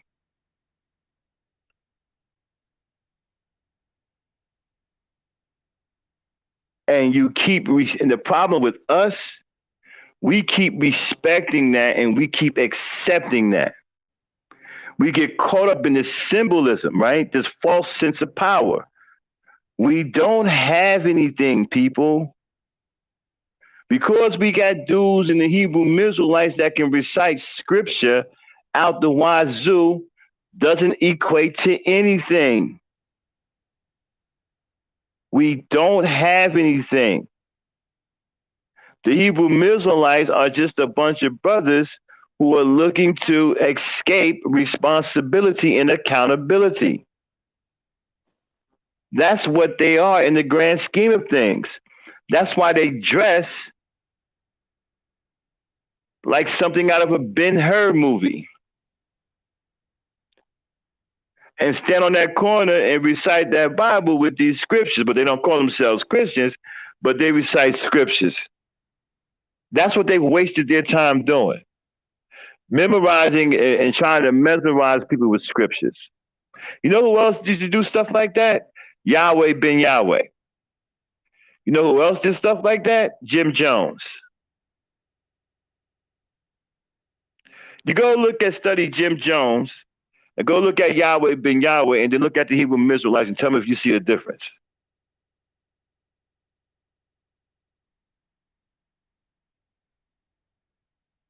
And then you got the Nubians, whatever, the New Wabians. Sound like a rap group.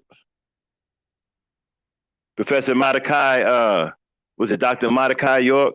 Mordecai, whatever his name is, was a pedophile.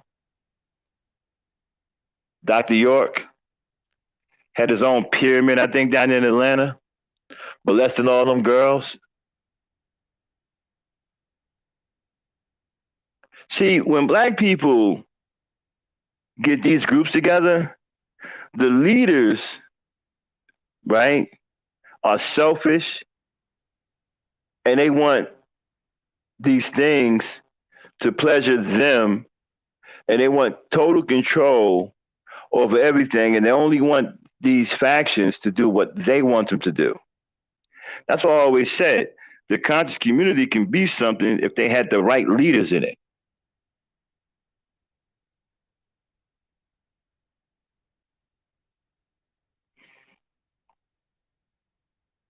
You understand what I'm saying? So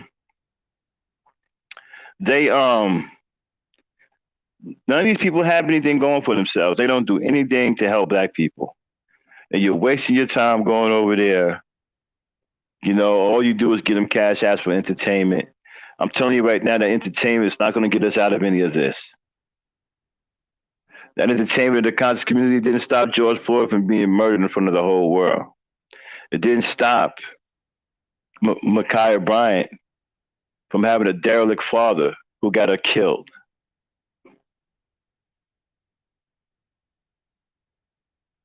These guys don't do anything. They don't stop anything. They don't produce anything. So with that being said, I'm at the end of my rant. Let me bring in the ladies of the E Nation. Miss Lady Dame and the Thunder Princess, Miss Abina Becco. Y'all come on in here. Hello? Hey, hi. My bad. I didn't mean to get off into a tangent, but don't want to get too far from the topic. Yeah, okay. Yeah. So these men are basically not men. Those that be calling men who do. Hold on 1 second, Dame. Uh-huh. Yeah, truth is, us black men need to build up our communities and infrastructure. That's a good way to start. Yeah, but you see, we know what okay. We know that, but here's the problem. We have to start doing it. We just can't go another 10, 15 years knowing what we're supposed to do and never do anything. See, a lot of black dudes have become comfortable with knowing but not doing.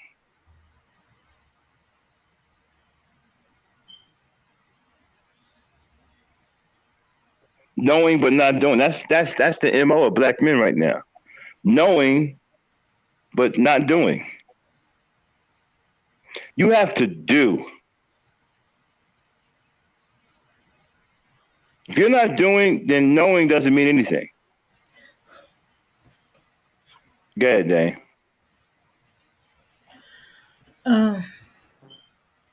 Yeah. Or not wanting to do. Yeah, it's a good way to start. It's a good way to start, Auntie, but they have to start first, though. See, that's my whole thing, right? You guys aren't starting. Every time we say we got to do something, right? The only thing you start is the same statement over and over and over again. Well, black men got to do this. Black men got to do that. Black men got to build infrastructure. You know how many times I've heard people say black men got to build infrastructure? All they do is start the same statement over and over again. They don't never put anything behind it. There's never anything behind it. You got to put some muscle behind the hustle. You got Mexican men, immigrants are coming over here with nothing, right? Standing in the street, selling Oranges, apples, oranges and palm. apples, washing cars. They're doing. And trust me, they got an agenda in mind. They're not playing any games. They don't give a F about what you think. You can sit up there and call them all kinds of names all you want. They got a plan. They're going to put their money together. Yeah. They ain't out there doing that for no reason. Y'all over here playing. Y'all don't want nothing. Y'all don't want to get out here in these streets and do what you got to do. Y'all out here playing games, man. Y'all out here taking the coward way out and the lazy way out. Selling drugs is the lazy man way out. And it's the stupid route to go because it's booby trapped. Your laziness is going to get your freedom taken away from you. Or worse. Yeah. Oh, you want to be a drug dealer? You want to be a dummy, huh? You better leave that white man's game alone. That ain't no black man's game. That's a white man's game. And it's booby trapped. You guys got to learn out here. You guys got to learn how to get out here and roll your sleeves up, get these skills, and get down in the dirt like these other brothers from other races are doing. They're not playing any games out here.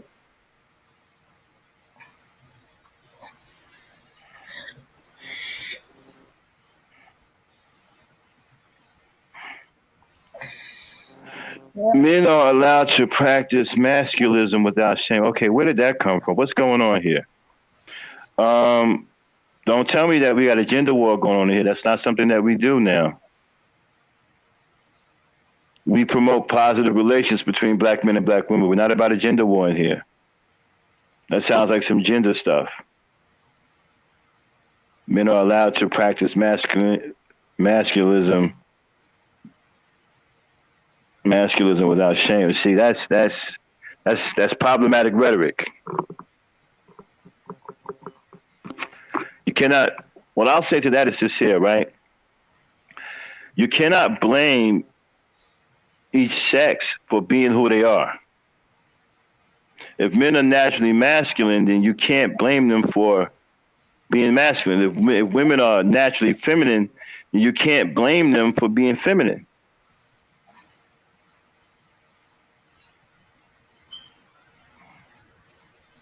I think we got to cut that out, man. We got to get, we got to stop getting caught up in stuff like that,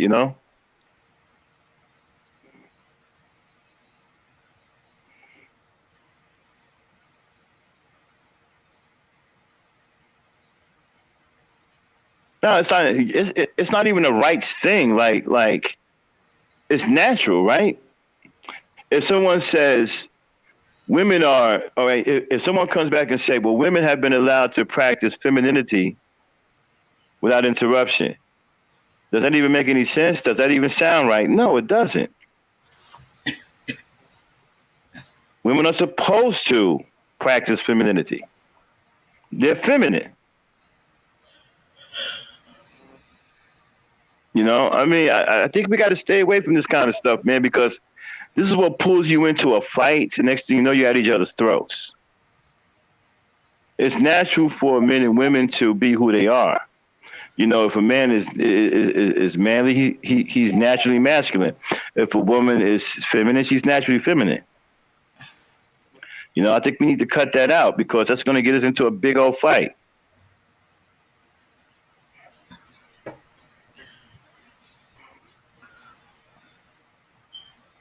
Well, actually, black women didn't create feminism. So, yeah, I think you need to stay away from that kind of argument because all it's going to do is draw you guys into a fight, a gender thing. That's what that rhetoric is designed to do.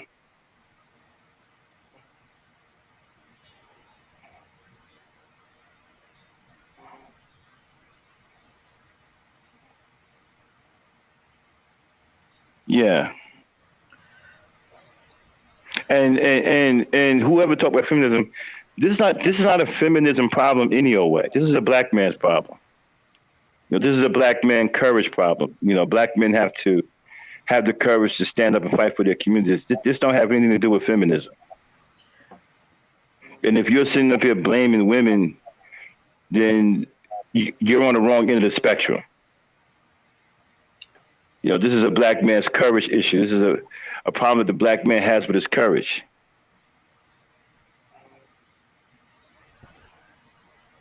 Yeah. Now, you can't blame a black woman for nothing. I've already explained that. I'm gonna do another show that's gonna be, that's gonna go in depth on who's to blame, and the black man is definitely to blame. There's no ifs, ands, buts about that.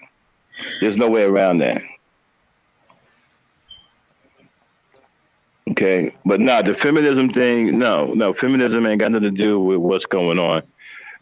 It's just too many cowardly black men who don't want to stand up and fight for the people. Yeah, who don't want to stand up and fight for the people, don't want to stand up and fight for their communities, want to sit here and lay down and take whatever is dished out to them by this white man.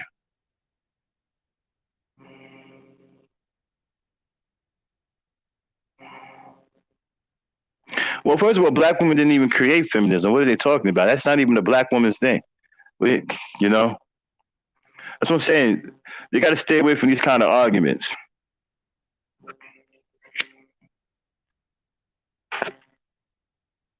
The feminism is no different than the manosphere. Okay, like feminism started with white women. So what are we doing with a black version of it? Same thing I say for the manosphere, right? The manosphere started with white racist men. What are we doing with a black version of the manosphere? I see the manosphere and feminism on the same coin. They're two peas in the pod. And we don't need either version.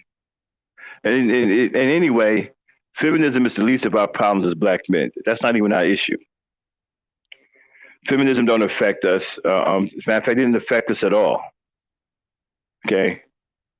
So a lot of y'all, I don't even know where y'all get that from, that feminism did all these things to black men. No, it didn't affect us. What's wrong with black men is just not having the courage to be the men that they're supposed to be. Black men right now are just too cowardly to do anything. They don't have anything to do with feminism. That's a black male ego thing.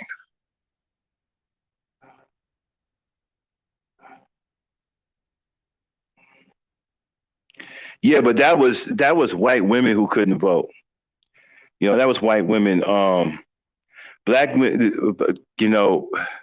they use black women to, that's a whole nother conversation that I really don't want to get into. I mean, maybe we'll have a show about that at some point, because it's a lot of holes into that I don't want to get into right now, but there's a lot to that. But I will say this: black women ain't had nothing to do with that, and that didn't do nothing to stop black men. The problem right now is that we have too many cowardly black men. It's not feminism. Feminism still isn't doing anything to black people. Feminism isn't hurting black people. Most people don't even take feminists seriously. They're not really doing anything to black people. It's black. Right now, the black man is hurting his people more than anything. He's way too soft. He's too cowardly. He's too sissified and effeminate himself. And he has a problem with love. He's confused about love. He uses his love for men instead of his love for women.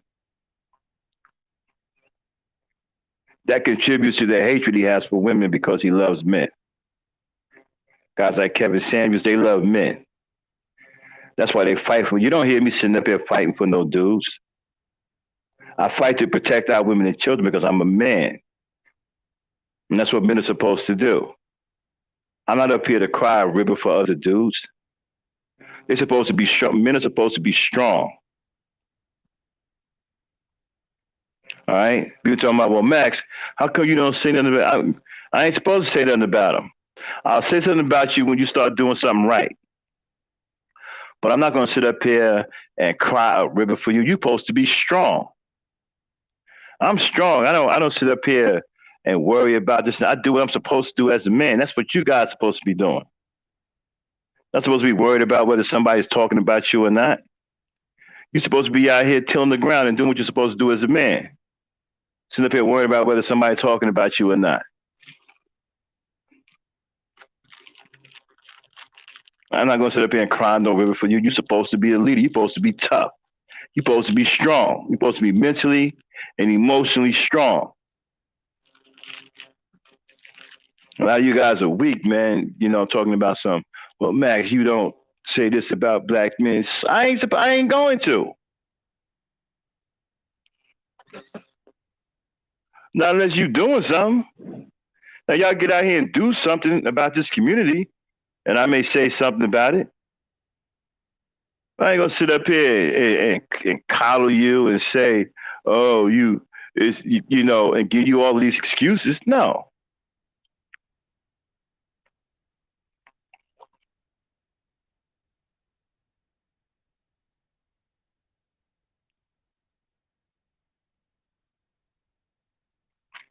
Wow, wait a minute. Seriously, Auntie? A black dude said that? I didn't hear about that.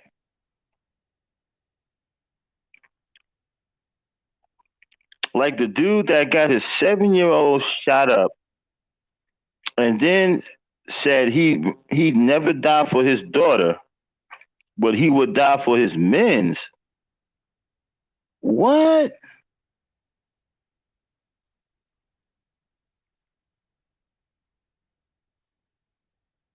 Wow. So that's what that was about. Wow. What fool is that? Can we find that? Then can we find? Is that an article? I think it's somebody's alive, but I'll look for it. I'll look for it. When did they say this? This is my first time hearing about this. That's insane. Who the hell is saying that?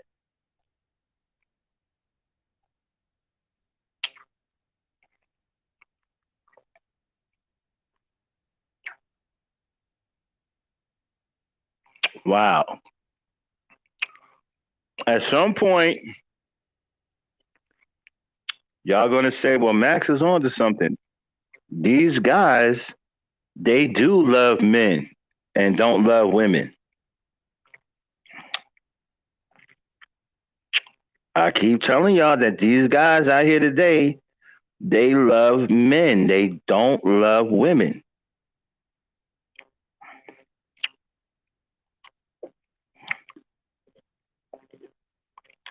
Does that sound like that statement? Does that sound like a man that loves a woman? Or does that sound like a man who loves men?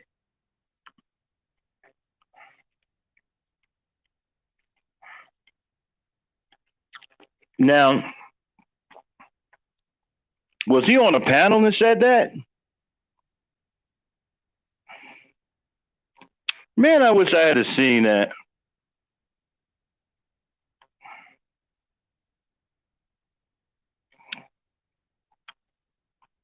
Wow. Do you know if anybody said anything, Auntie? Hey, Auntie, if you can you come up here and break that down for us? Because I want to hear about that. Um,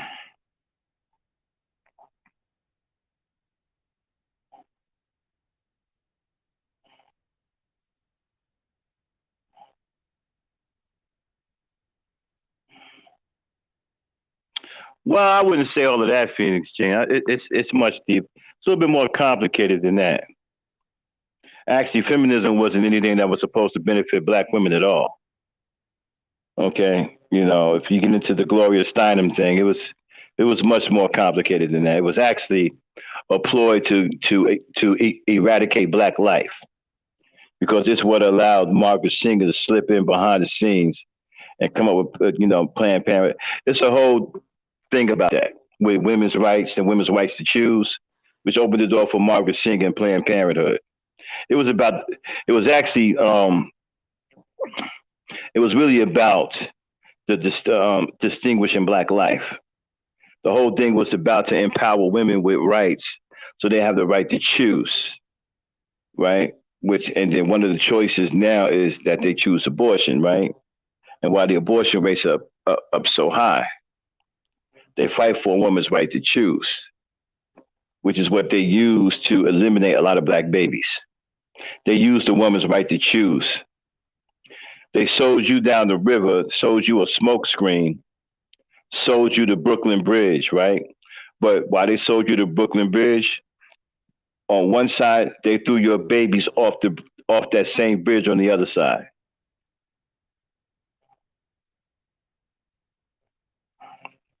You know, yeah, that whole feminist thing was about killing black people.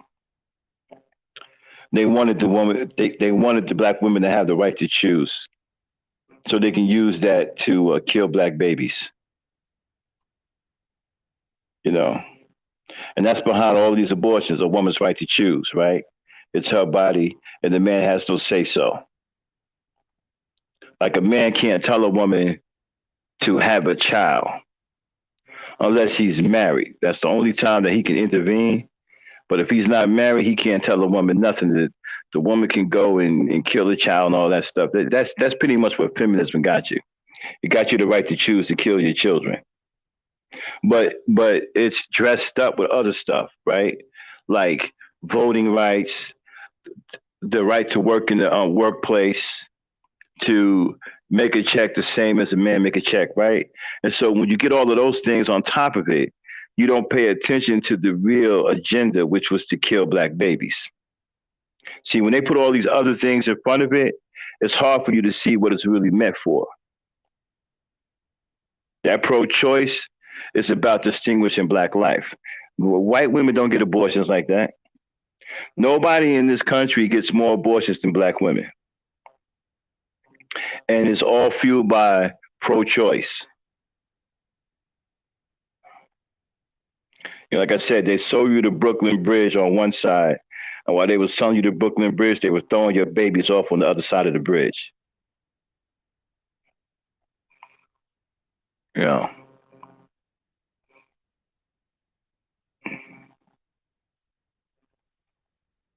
Like I said, that was a lot more than what you thought it was. It wasn't. Um, it actually, feminism hurt black women, and then you know what they do too. They're also using feminism to give black women a bad image. See, this is why I didn't want to go down this road, because I don't want to do this, because this is not what this channel is about. Okay, and I hope that black women see feminism for what it really is and stay away from it, because it's not about helping you at all. You know, it's not about helping you at all.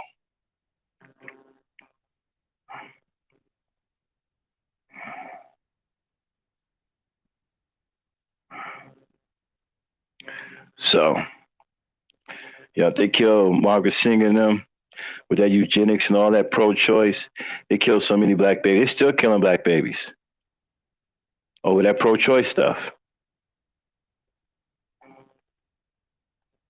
Yeah, I'm cool with it, PG. We could do it another time, but they still killing black babies over that pro-choice stuff, and can't no Negro stop it. The black woman can't even stop it now. It's too far gone. I mean, they're murdering black babies going out of style. Pro-choice. And they got you going rah, rah, rah over a woman's right to choose while they're smoking your babies right in front of you. Why do you think that our population hasn't really grown in decades?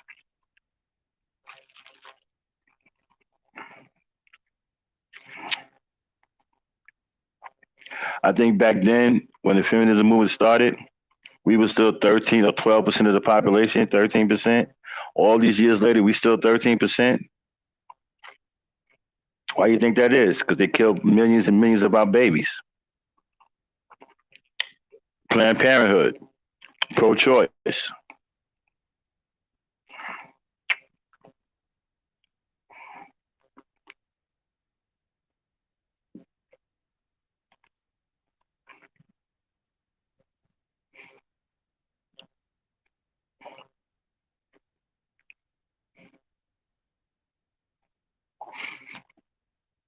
Yeah, truth is, it's a it's a volatile conversation. It's hard to have. You know,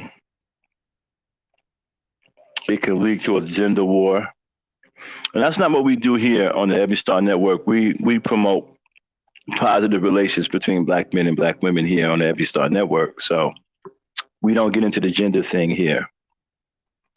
But sometimes we can have a discussion, but it can get out of hand, and that's not what we want. But anyway, Damon, you there?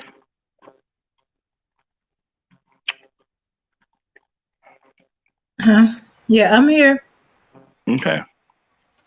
Come on and chime in, ladies.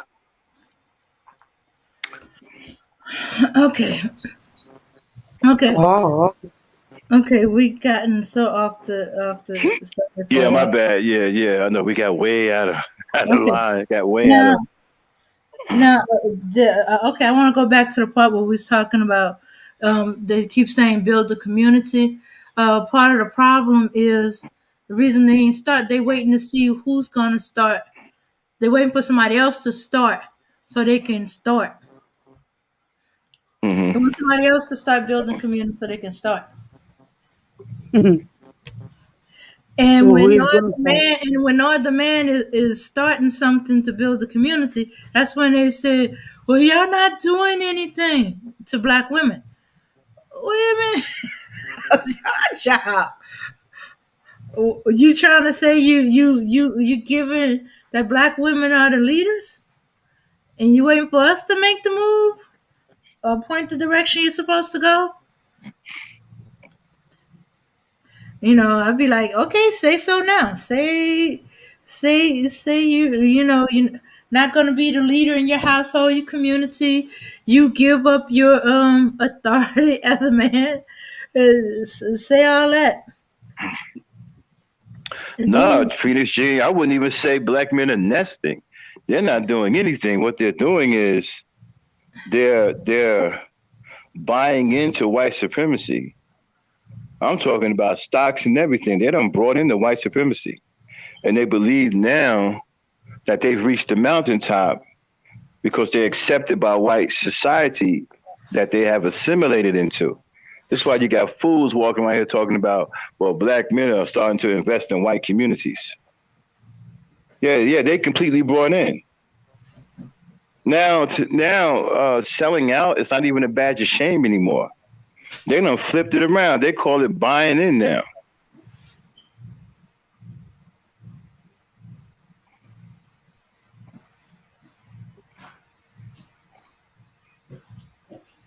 yeah, I can't believe they are admitting to buying in.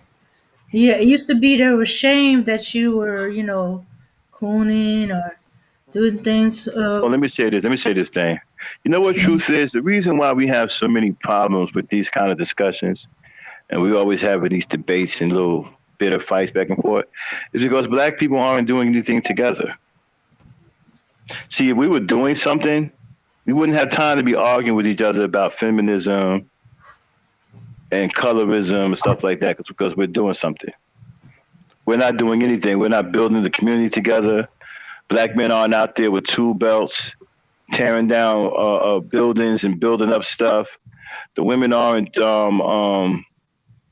because the black men ain't doing nothing. The women aren't can't really aid us because we ain't doing nothing. So they pretty much standing by like, what's going on? They don't see us doing anything, so they pretty much trying to do something on their own. And so, because we're not doing anything as a people, we're not building, we're not working together on anything. That's why we get into these arguments. We get into these little fabulous arguments that do some serious damage. That feminism argument, man, could really cause some malice.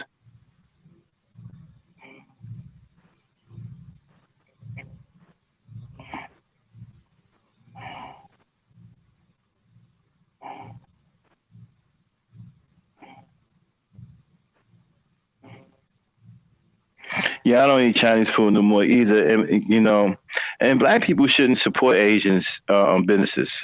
You really shouldn't. They hate you the most. You know that? They probably hate you more than white people do. You know, I wouldn't invest in any Asian communities at all. I wouldn't. I mean, businesses at all. I wouldn't purchase anything from their businesses.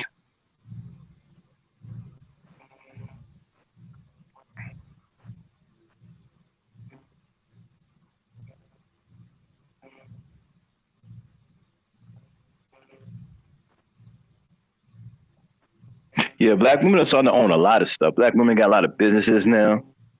They got $10 billion been put behind them by Goldman Sachs. The black woman is the future. She is the new face of black people because black men have dropped the ball and they aren't interested in doing anything to take the leadership role. They're too busy being effeminate and buying into white supremacy. The black woman is still about her people.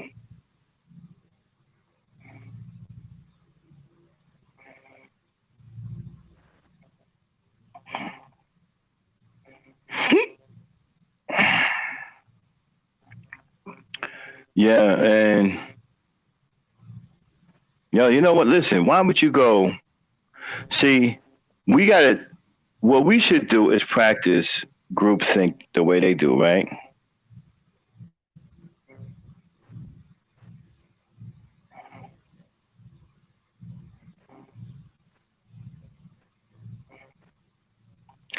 Funny thing about Chicago Twin Squad, how come nobody's getting arrested over there?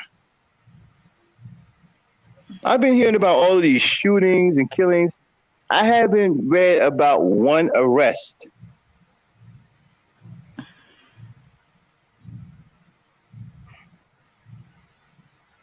Yeah, why don't we practice groupthink and group economics, right? If a black person goes into a Chinese restaurant, right, and act out, they're mad at all of us. They're not just mad at that one black person. They're mad at all of us. So they ain't trying to help none of us because of that one black person. We should do the same. If one of them disrespect one of our people, we should be mad at every Asian. And don't do business with no Asians. They treat us like one big black person. Well, we need to treat them like one big Asian person. Turnabout is fair play. We need to treat Spanish people like one big Spanish person. If one does something to one of us, then we don't like none of them. We don't give none of them our business.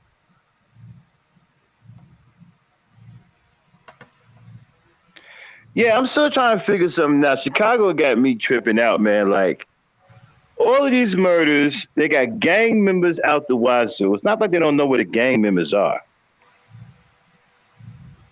I mean, Trump in the that fake pastor, right? Talking about we just sat down with the top gang thugs in Chicago to get this body count down, and they all rolling with Trump. The top gang thugs, or something he said like that. So apparently the gang thugs or the thug gangs or the top gang, they rolling with Trump.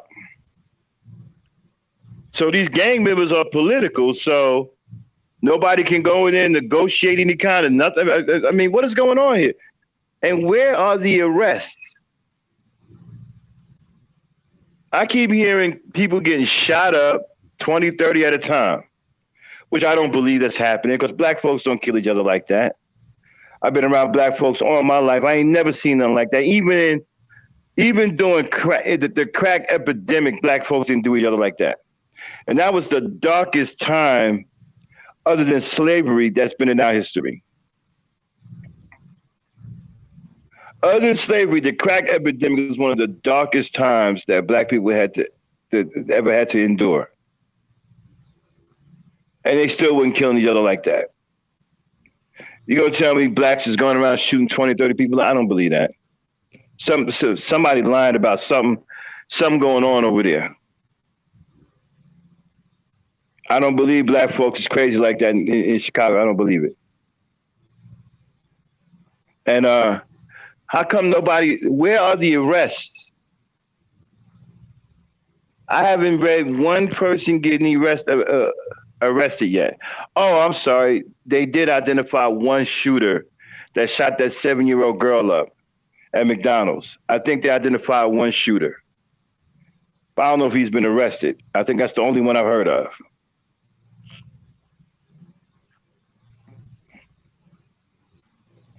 No, it doesn't, Twin Squad. It don't make any sense. I've never seen black people act like that. Black people don't kill each other like that, man. We don't just run around with AK-47s and rifles and shit and just start blowing each other away. Like, we don't do that. Okay, we don't get down like that. We don't get down like that. I'm not saying we won't shoot a Negro or two, but to just keep rolling up on places on the weekend after weekend, shooting up 20, 30 people, nah. That ain't something we do, bro. I don't believe black people. This is something else is going on.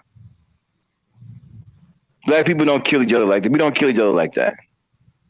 Like I said, one of the darkest times that I witnessed myself, other than slavery, was the crack epidemic. That was one of the hardest and darkest times that black people ever had to endure, other than slavery. And we still didn't act like that. Now all of a sudden, and why is it only happening in Chicago? Why Chicago every weekend, 20, 30, 40 people getting shot? So you're gonna tell me, if you got, check this out. This is what black people ain't thinking about. They brought the National Guard in for Ferguson. They had the National Guard out there for the George Floyd verdict, right? Where's the National Guard in Chicago? If you got lunatics on the loose like that, shooting 30 and 40 people up at a time, where's the National Guard? How come martial law hasn't been declared? Spike Lee made a movie called Chirac, right? That's supposed to depict how violent Chicago is. How is it that they haven't declared martial law over there yet? Is there a remote control on it? Okay. Dang, go on mute. Dang. I'm muted. How come they haven't declared martial law? If it's killers like you say it is, if you're saying that 8, 9, if you're saying 20, 30, 40, 50 people getting shot every goddamn weekend, that's a lot of people getting shot. How come they didn't declare? How come Chicago is in lockdown right now? How come you allowing 20, 30, 40 people to be shot every goddamn weekend? Ain't nobody doing anything about it.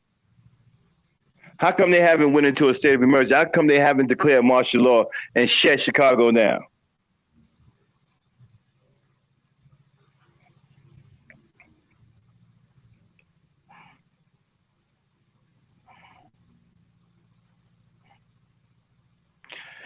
You sure it's St. Louis? I thought it was Tennessee. Tennessee pretty bad too. Tennessee is pretty bad too. But I'm gonna tell y'all something, right? A lot of these dangerous places aren't black areas. A lot of these dangerous places are white areas. You ought to see what's going on in Tennessee. And Chicago ain't even in the top 20. I don't understand, with all of these killings, how is it they managed to stay out of the top 20? Or did they move Chicago up into the top 20? Yeah, Tennessee is fucked up. Tennessee is off the hook right now, yo. Ain't nobody saying shit about Tennessee. Them white folks out there going crazy. Ain't nobody saying nothing about Tennessee. It's dangerous in Tennessee. It's outright dangerous in Tennessee right now. I don't understand. If Chicago's so dangerous, you got people getting shot. You got lunatics running around with cannons, shooting people, shooting down mobs of people, and you haven't declared martial law. There is there was no what do you call it? There was no National Guard. You had the National Guard out in front of the police stations waiting for the George Floyd verdict. And they weren't even doing it. They were just sitting there. There's no National Guard in Chicago with all these so-called killings, all this stuff. You gonna tell me the National Guard ain't nowhere to be found in Chicago, and you haven't declared martial law yet?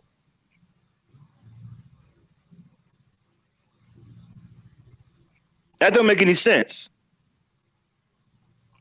And you haven't even arrested anybody, and it's not like you don't know where the gangs are.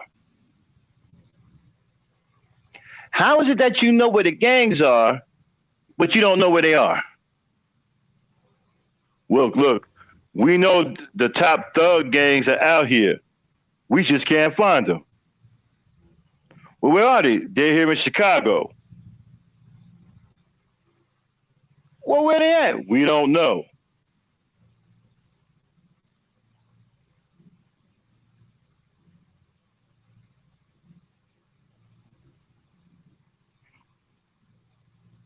Yeah, I mean, it's bullshit, man. They keep talking about black people.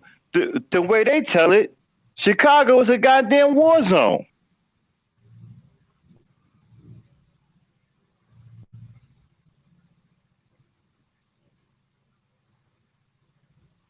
So, okay, if that's the case, you got lunatics running around there capping people. Where's martial law? And where are the National Guard? Again, you had the National Guard sitting out in front of the police station in Minneapolis, waiting for a verdict. And they weren't even violent out there. You got straight, pure violence that you say is happening every single day in Chicago. And then how come the population numbers ain't going down? I mean, shit, with the way they fucking reporting the murders in Chicago, you swear the population is going down.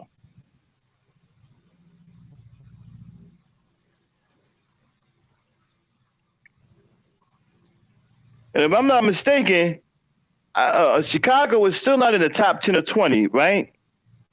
Of the most dangerous cities in the world.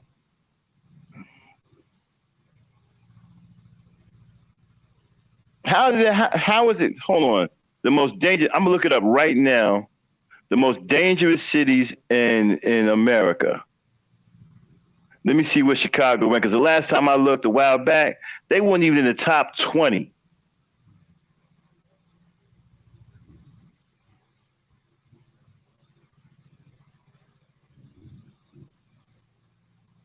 Yeah, I don't understand why they don't know where these gang members are. And that bullshit they pulled with Trump and that fake pastor that nobody knew nothing about. He pulled some old Cleavon Little act and showed up out of nowhere talking about, we just sat down with the top thug members or gang thug members and they all support Trump. What? Y'all remember that? Matter of fact, can we find a Dane?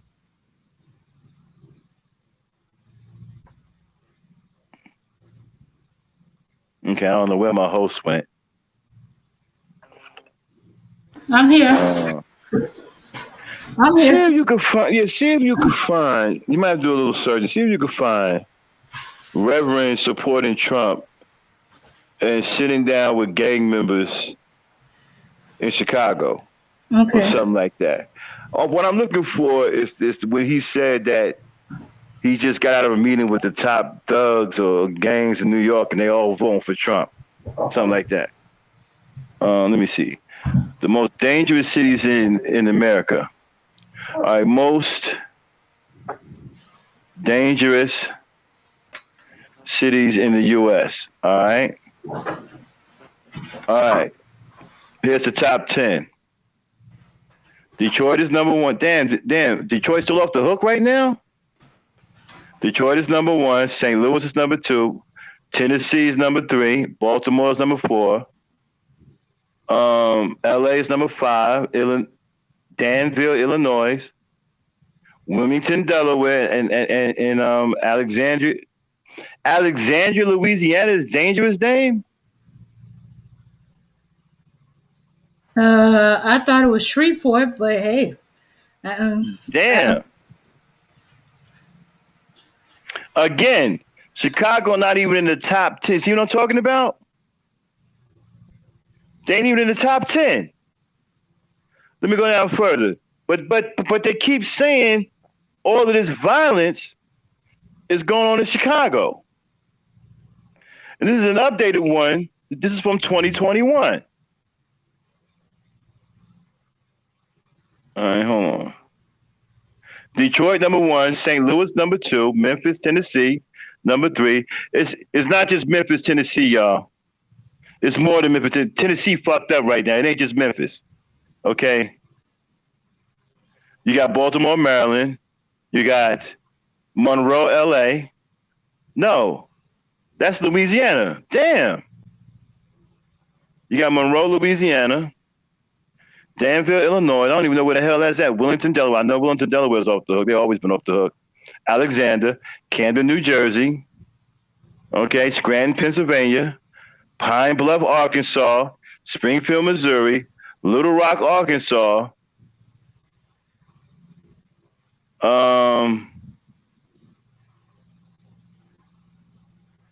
Sagewind, Saginaw, Michigan, something like that. Saginaw. San Bernardino, California. Cleveland, Ohio. Kansas City. Stockton, California. Canton, Ohio. Chester, PA. Guess what? It's not in there. Chicago. I just went through 20 of the most dangerous cities in U.S., and I'm at number 20, and Chicago is not even there. And this is updated. This is 2021, people. Now, all of this stuff going on in Chicago, they're not even in the top 20. Now, I'm going to go down further. Albuquerque, New Mexico. Flint, Michigan. Milwaukee. South Bend, Indiana. Okay. Pontiac, Michigan. I'm at number 25, people, still no Chicago. Okay. Okay, hold on. Wait a minute. I just went too far.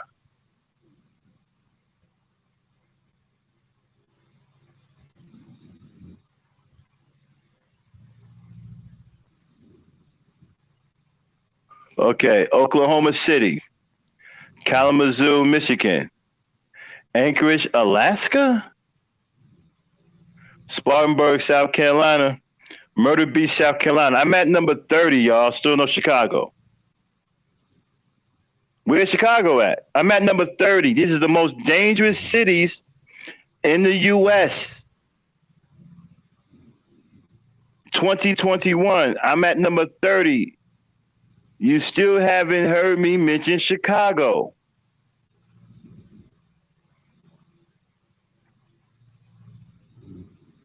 Oh.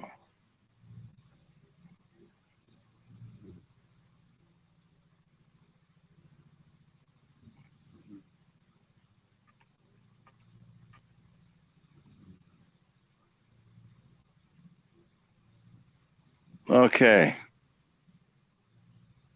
Rockford, Illinois, Jackson, Mississippi, Florence, South Carolina, New Orleans,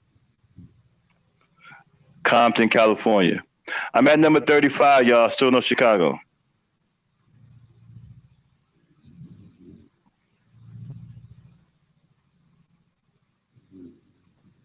I'm at number 35.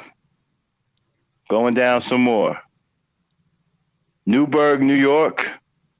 Daytona Beach, Florida. Trenton, New Jersey. Battle Creek, Michigan. And Wichita, Kansas. That's 40, y'all. I'm at number 40. This is the top 100 most dangerous cities in America, 2021. I'm at number 40 and still haven't mentioned Chicago. I'm trying to figure out even on the list. Lansing, Michigan. Nashville, Tennessee. Houston, Texas. Albany, Georgia. Odessa, Texas. I'm at 45, people, and still no Chicago. Again, these are the most dangerous cities in the U.S.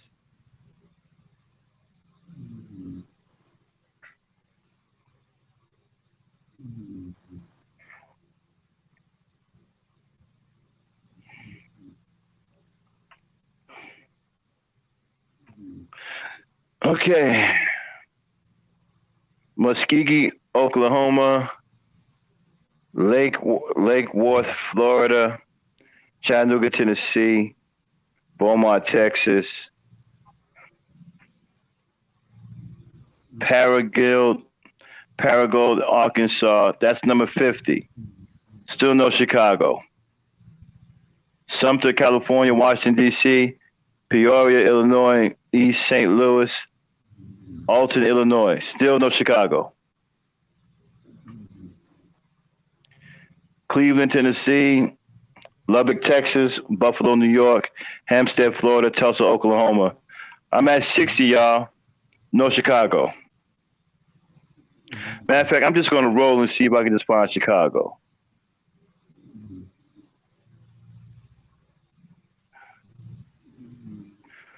Check out. Okay. Check out where Chicago is, y'all, in 2021. Anybody want to take a guess what number Chicago is? Hey, Naima, what's going on? Long time no see. Y'all take a guess. Throw some numbers in the chat. I just found Chicago, and you wouldn't believe what number there is. And remember, this is the top 100 of the most dangerous cities in the U.S. 2021. So this is up to date. Type in the chat what number you think Chicago. You ain't gonna believe what number Chicago is.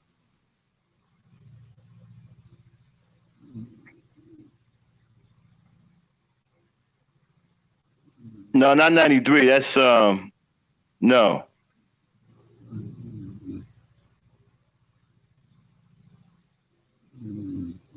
No, they're not 100. A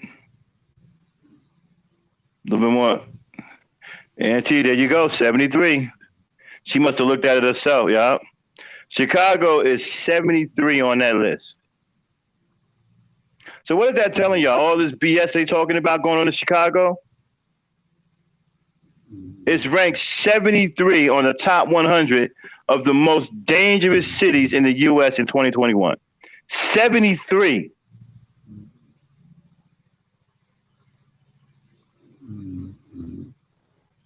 Keep telling y'all, it's a bunch of BS going on over there. Black folks don't kill each other like that.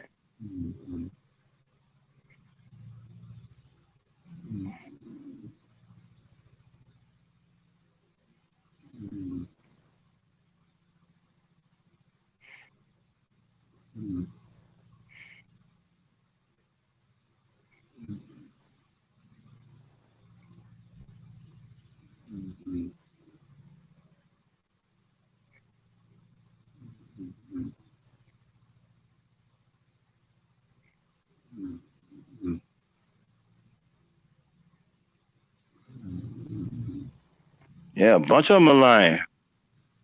They full of crap.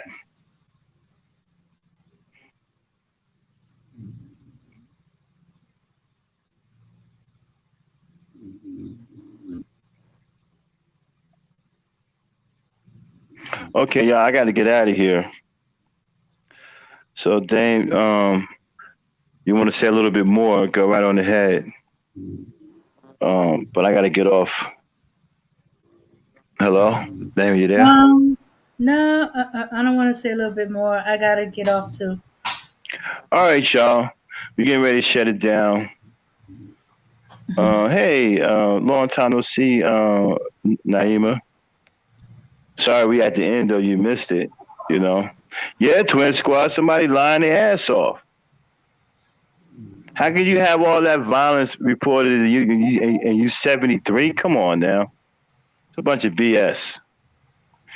All right, everybody. Thanks for tuning in. Hopefully, you're gonna have to go back to the early part of the show.